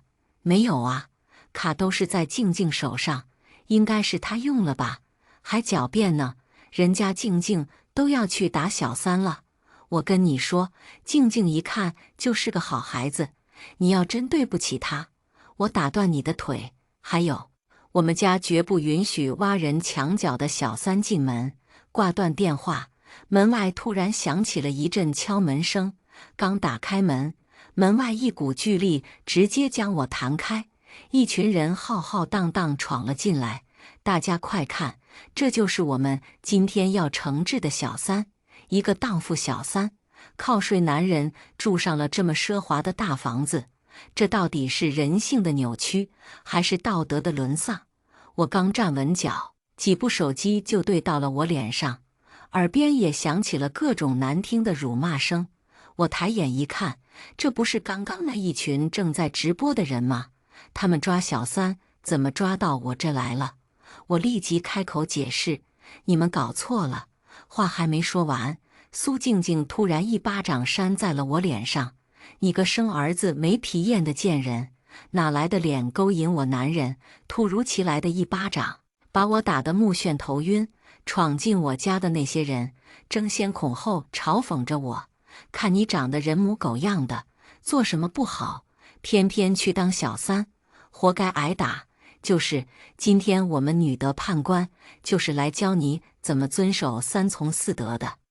周围的邻居听到动静也凑过来看热闹，对着我指指点点，冷嘲热讽。我强压着心头涌起的情绪，望向苏静静，严肃道：你叫苏静静是吧？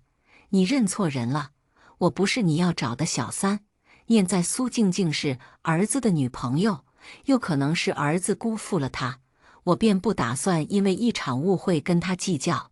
我以为她听到我这话会识趣的走人，却没想到她更来劲了，直接猖狂叫嚣：怎么有脸做小三，没脸承认？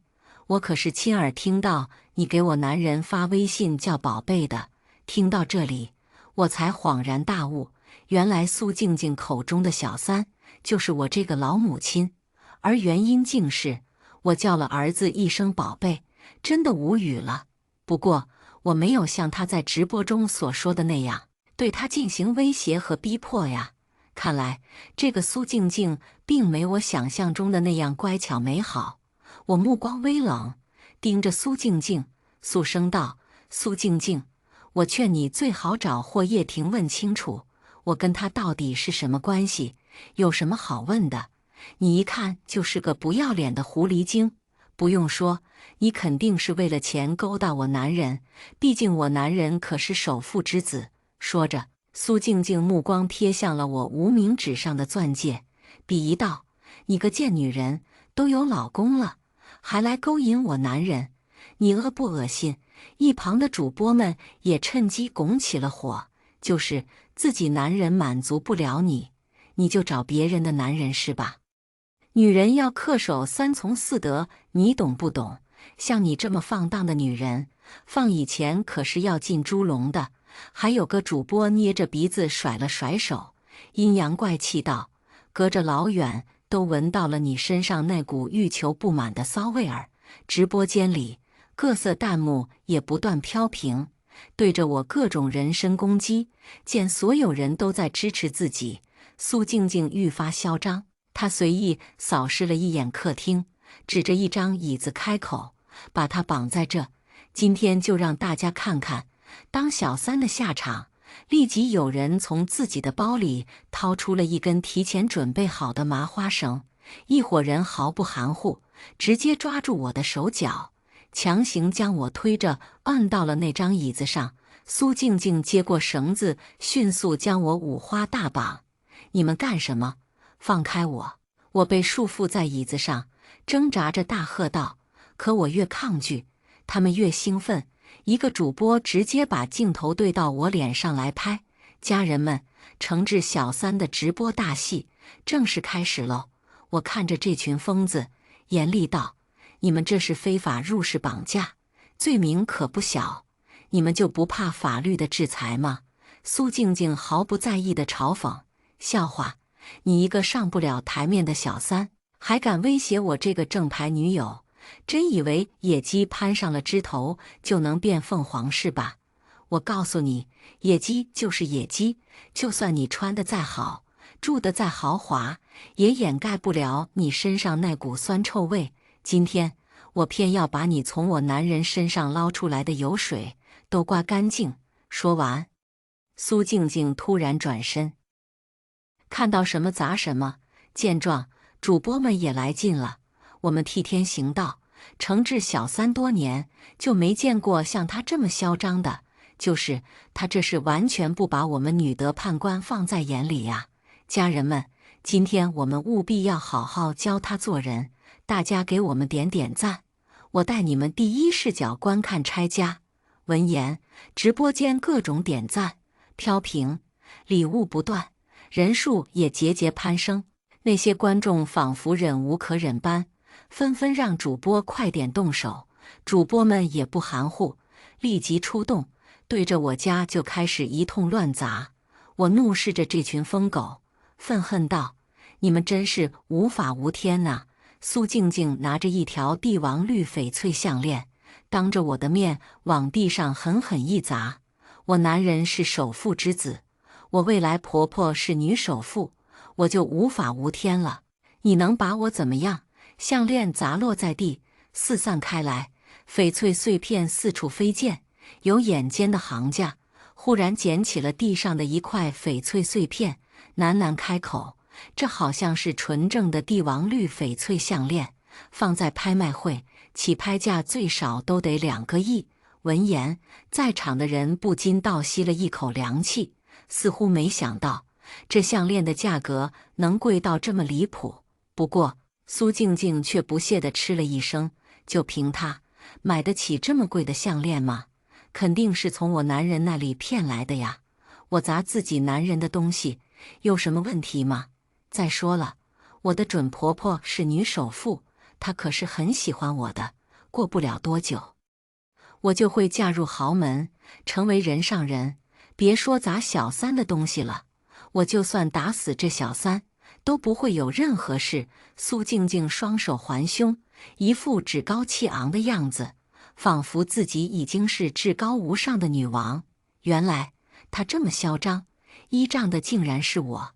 我冷笑一声，开口道：“你准婆婆看到你现在这个样子，你嫁入豪门恐怕是难了。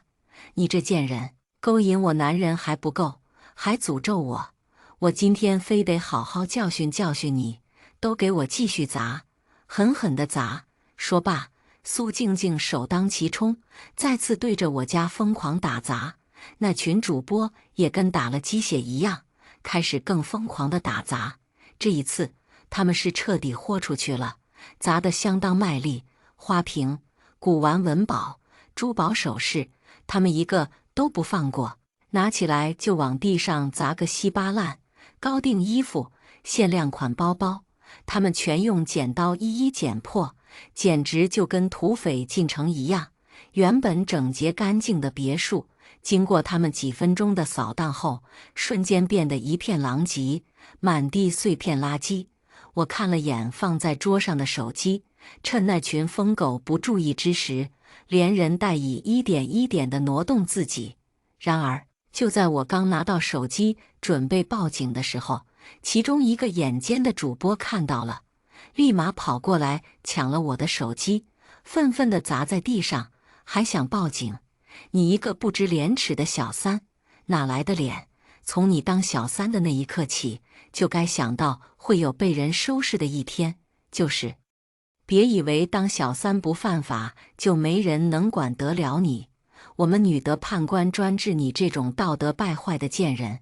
对此，直播弹幕疯狂挑屏，刺激，惩治小三就该这样，真解气。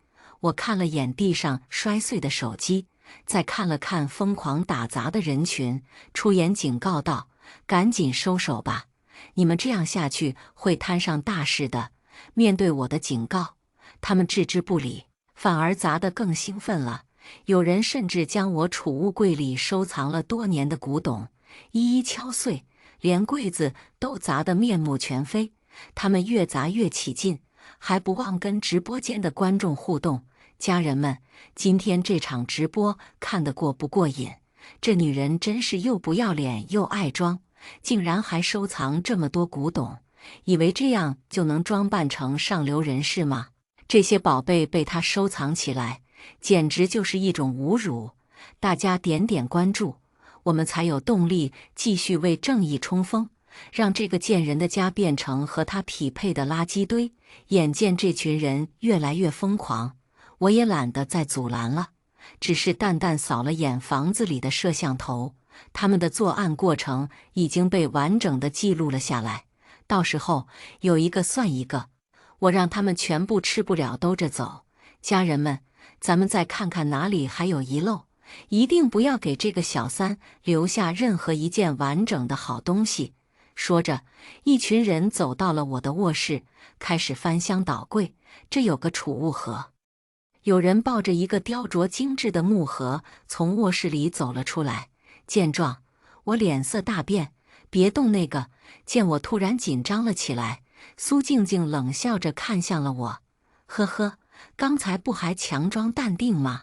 现在知道怕了。主播们也得意了起来。家人们，这个小三似乎很在乎这里面的东西啊，看来这盒子里面的东西很值钱啊。大家猜猜这里面是什么？他们变得特兴奋，跟中了大奖似的，对着直播间发出一阵阵剑笑声。直播间的观众踊跃发言，对盒子里的东西万分好奇。我小心翼翼地开口：“那里面不是什么值钱的东西，但是对我很重要，你们不能动。”苏静静拿过盒子打开，一只淡绿色的手镯静静地躺在里面。切，我以为什么呢？就一只手镯呀！说着，苏静静拿出手镯就要砸下。别砸！我不由自主大叫道。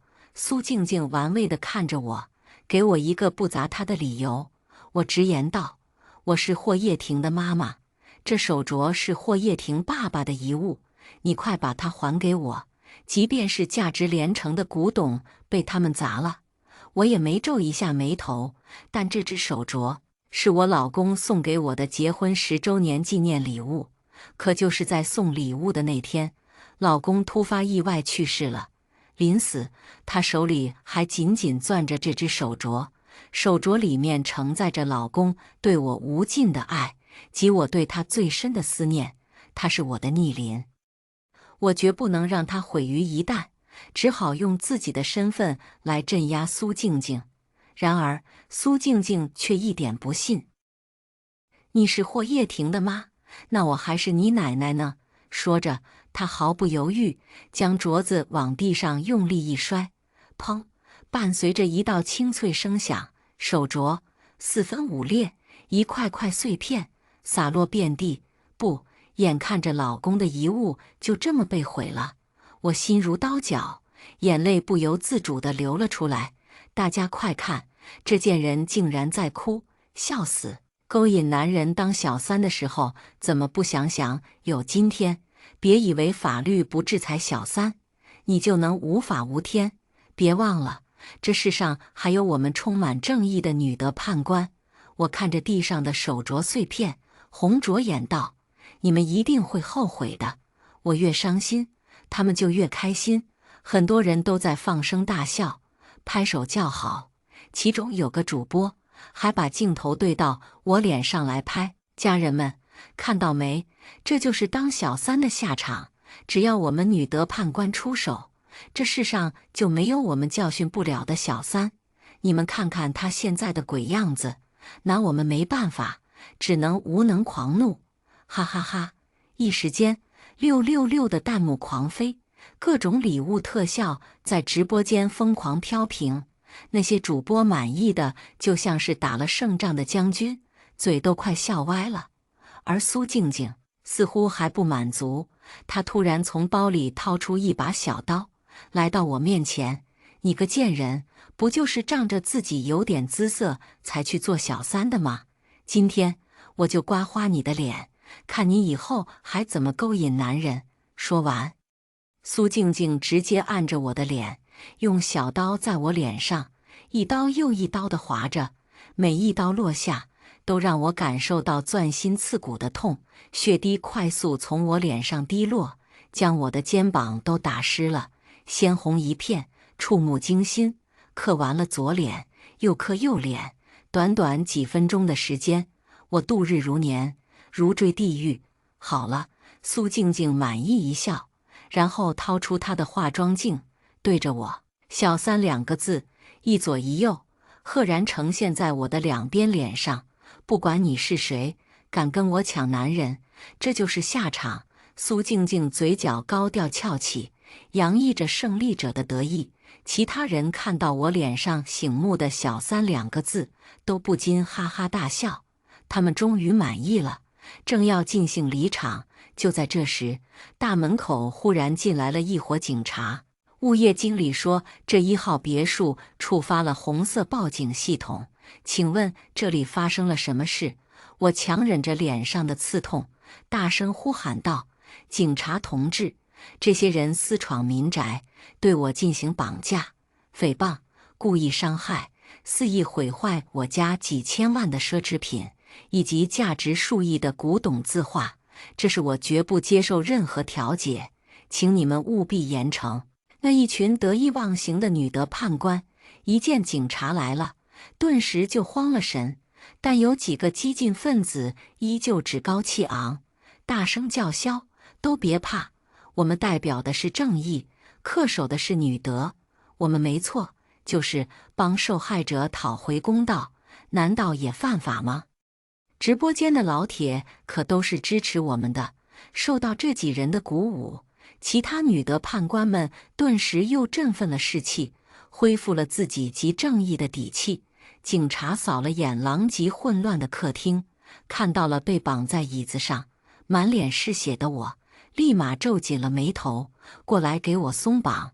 光天化日之下，聚众闹事，公然绑架，故意伤害，这就是你们所谓的正义吗？”说完，几个警察立即开始拍照取证。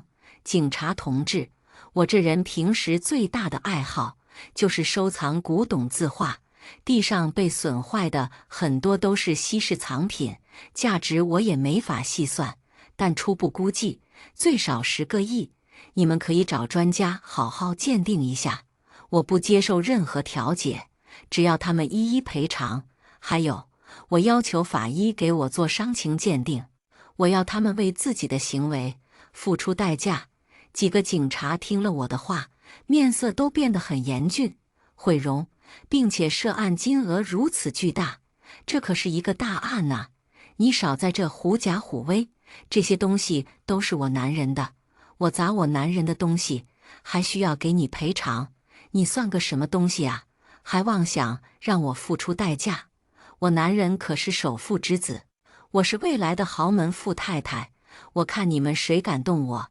苏静静嚣张跋扈，有恃无恐，即便是面对警察，她也丝毫不慌。闻言，那些女的判官立即跟着附和：“没错，这些东西全是苏小姐男朋友的，我们是在帮苏小姐清理垃圾。”“我们没有错，警察同志，你们要是有什么问题，都可以找苏小姐的男朋友，他会罩着我们的。”警察目光凛冽地扫视了他们一眼，怒斥道：“把人伤成这样，你们还有理了？”说完，他看向苏静静，严肃问道：“你说这些都是你男人的东西，请问你有什么证据？要证据是吧？我叫他过来，你们就知道了。”说着，苏静静掏出手机，一改刚刚的嚣张气焰，对着电话那头嗲声嗲气地开口：“宝贝，我被人欺负了，你赶紧过来玉玺天成的1号别墅。”苏静静挂断电话，鄙夷地看向我：“你个下贱的小三，还想拿我男人的钱来讹人？等我男人过来了，我看你怎么收场。”这下主播们全部底气十足了，他们又忍不住对我嘲讽了起来：“一个人人喊打的小三，竟真把自己当根葱了，还想要赔偿？你怕是想钱想疯了吧？就是你这吃的住的用的，哪一样不是从苏小姐男朋友身上捞过来的？你有什么资格要赔偿？至于你脸上的伤，那是苏小姐赏赐给你的，你应该感谢她给你刻了代表你身份的勋章。你这衣服肯定是苏小姐男朋友买的吧？也就我们心地善良，给你留了一点颜面，不然非得把你身上的衣服都扒下来不可。他们你一言我一语，将人欺负到底之后，还自诩是正义之士，对我手下留情了。而我这个受害者，还应该对他们感恩戴德。我已经无法压制内心的怒火，脸上钻心的疼也深深刺激着我。就在这时，我儿子霍叶婷来了。他高大挺拔，穿着一身高定西装，戴着一副细框眼镜，再配上他精致帅气的面容，让那些女主播们瞬间就挪不开眼了。其中一个女主播更是双眼放光，夸张地惊呼：“静静，这就是你男人吗？”感受到了大家羡慕的目光，苏静静得意极了。对呀，这也太帅了吧！难怪某个女人会上杆子做他的小三，帅气又多金。静静，你可真有福气！就连直播间的观众都开始疯狂夸赞我儿子，所有人都在惊叹他的外貌与气质，却没有注意到，当他看到满脸是血的我时，眼中迸发出的震惊和愤怒。宝贝，你可算来了！苏静静在众人艳羡的目光中敞开怀抱，撒着娇朝我儿子走去，那语气，那姿态，像极了受了委屈的小猫，令人怜惜。但儿子直接推开了扑过去的他，没给他一个眼神。苏静静呆愣在原地，满面错愕地看着我儿子，其他人也是一脸莫名其妙，这是怎么回事？在全场人的注视中，儿子走到我面前，满目惊骇和疼惜，颤声道：“妈，谁把你伤成这样的？”儿子的声音并不大，却是如平地一声惊雷，炸响在苏静静和那群女德判官的耳边。他们全部化作雕塑，目瞪口呆。直播画面里也是满屏幕的问号，苏静静更是吓得魂都飞了，面色惨白的愣在原地。这是怎么回事？静静，为什么你男人喊这个小三叫妈呀？难道刚刚他说的都是真的？主播们回过神，纷纷对苏静静发出了灵魂拷问。苏静静身子都开始抖了，额上还有冷汗冒出。她缓了好一会儿，才艰难地迈开步子，走到我儿子面前，小心翼翼开口：“叶婷，这到底是怎么回事？这个贱人……哦不，她真是你妈妈？”儿子死死锁着眉头，瞪向了苏静静。刚才的贱人二字让他难以置信。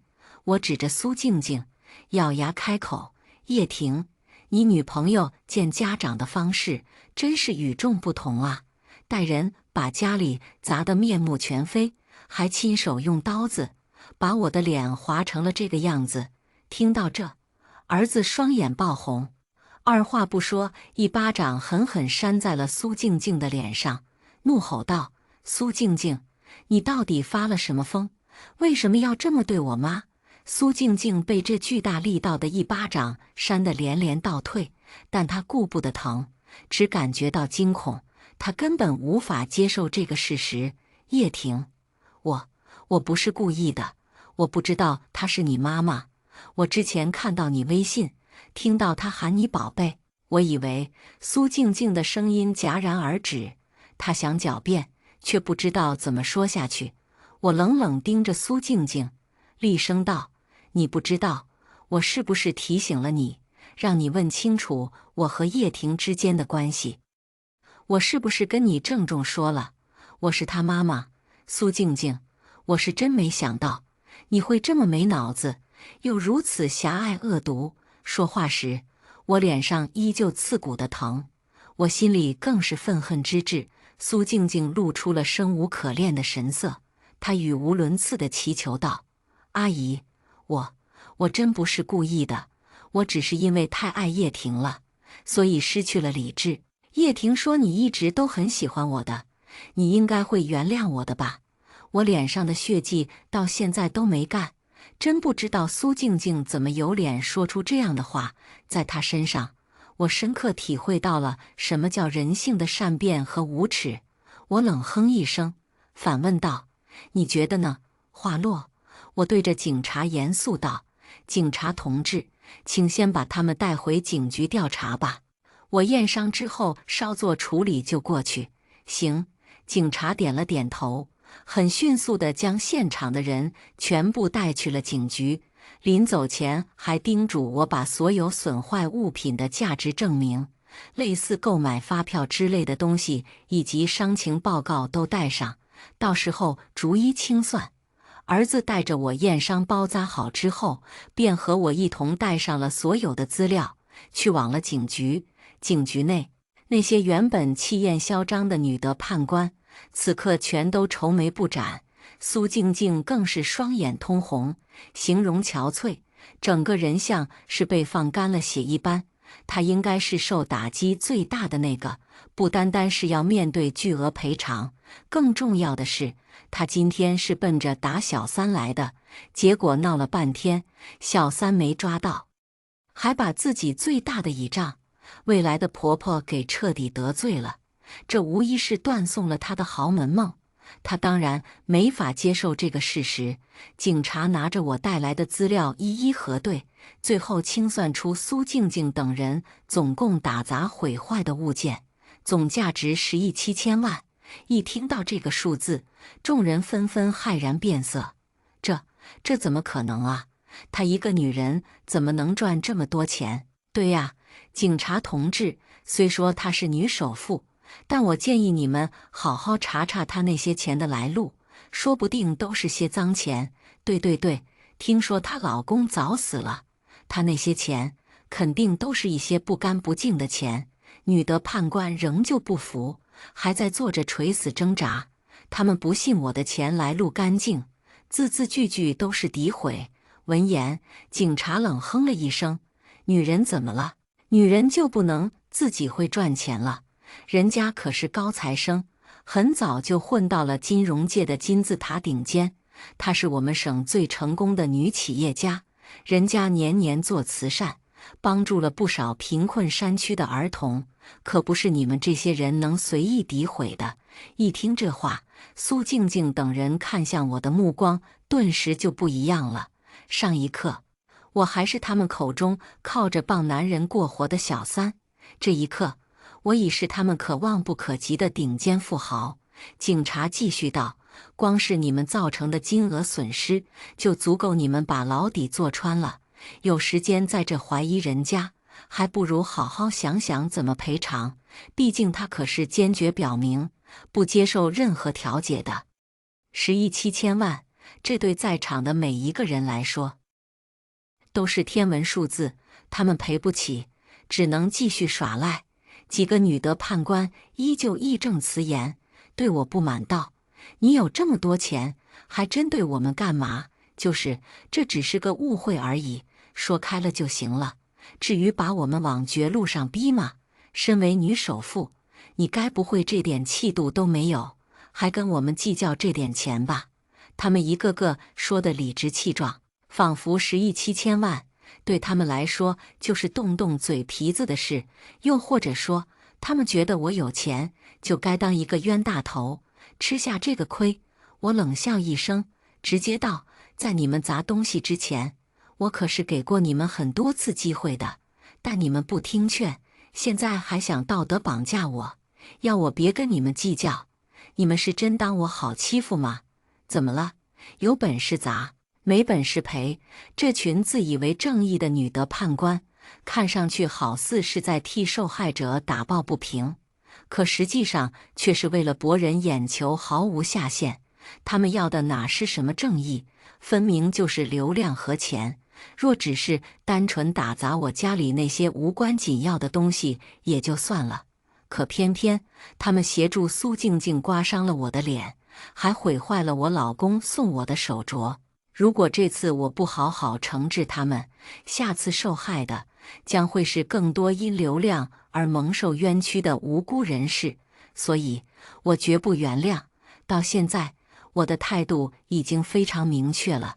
那些女的判官才终于慌了，原本团结一心的他们，这会儿全起了内讧，纷纷指责对方的不是。很多人都对苏静静辱骂了起来，说要不是她搞错了情况，他们也不至于踢到铁板。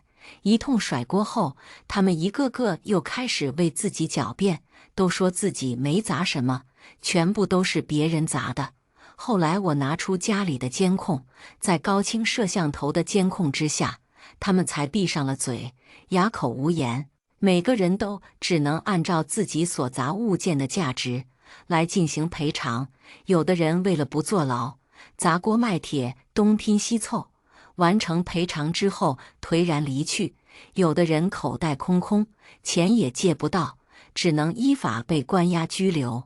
至于苏静静，整个打砸行动，她损坏的物件最多也最有价值，光是她一个人就背负了好几个亿的索赔。面对这巨额索赔，苏静静束手无策，只能将目光对准我儿子。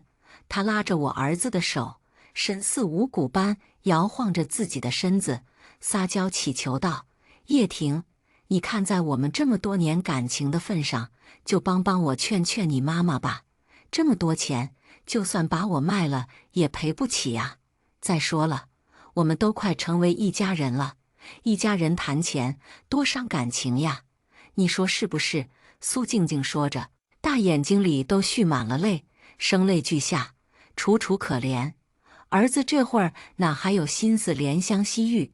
他一把甩开苏静静的手，冷厉道：“苏静静，你还要不要脸？都把我妈伤成这样了，还敢跟我说成为一家人的事？你知不知道，我爸死得早，我从小就是我妈一个人抚养长大的，她是我在这个世界上最亲的人，也是我唯一的逆鳞。我都舍不得跟我妈凶一句，你凭什么敢这样对她？你又知不知道，我妈在看到你在直播间哭着痛诉小三的时候，她特意给我打了电话，问我是不是对不起你了，还叮嘱我一定要好好对你。可你呢？你是怎么对她的？她刚挂断电话，你就冲到我家，把她打成了这样，你还是人吗？别说她是我妈，就算是一个陌生女人，被你伤成这样，我都无法原谅。我绝不允许自己带一个这样丧心病狂的恶毒女人回家。从今天开始，我们结束了。你还是老老实实为你今天的所作所为付出代价吧。苏静静听完这些话，整个人都呆滞了，眼中那满是祈求的光芒也彻底熄灭了。她知道她的倚仗全没了。对了，警察同志，我脸上的伤就是苏静静造成的，这个罪名麻烦也算进去。我冷漠开口，不带一丝感情。好。警察回应后，苏静静如遭雷击，瘫软在地，而我和儿子则是在苏静静的绝望目光中，头也不回地决然离去。就这样，苏静静和那些付不起赔偿金的女的判官，一个个都被起诉送进了监狱。我的脸也在最顶尖的医疗团队治疗下恢复了原样，一点疤痕都没留。几年后，儿子娶了个知书达理的女孩，她很温柔，也很懂事，看人的眼神总是礼貌与谦逊。我很喜欢这个新儿媳。在他们结婚前一天，我送上了一栋商业大楼给她做婚前见面礼。婚后的第2年，他们生了个可爱的女儿，小丫头可爱伶俐。我虽独居，却总忍不住过去逗逗我的小孙女。一天，我和儿子儿媳在公园带着孙女闲逛，看到一个痴傻女人坐在路边的台阶上乞讨。她披头散发，浑身脏兮兮，散发着一股恶臭味，看上去十分可怜。我正打算从包里拿钱给她，竟发现这人是苏静静。此刻，她仿佛毫无神智，口中机械般重复着：“我的婆婆可是女首富。”我是未来富太太。我看着他，摇了摇头，收回了手。天作孽，犹可恕；自作孽，不可活。他不配。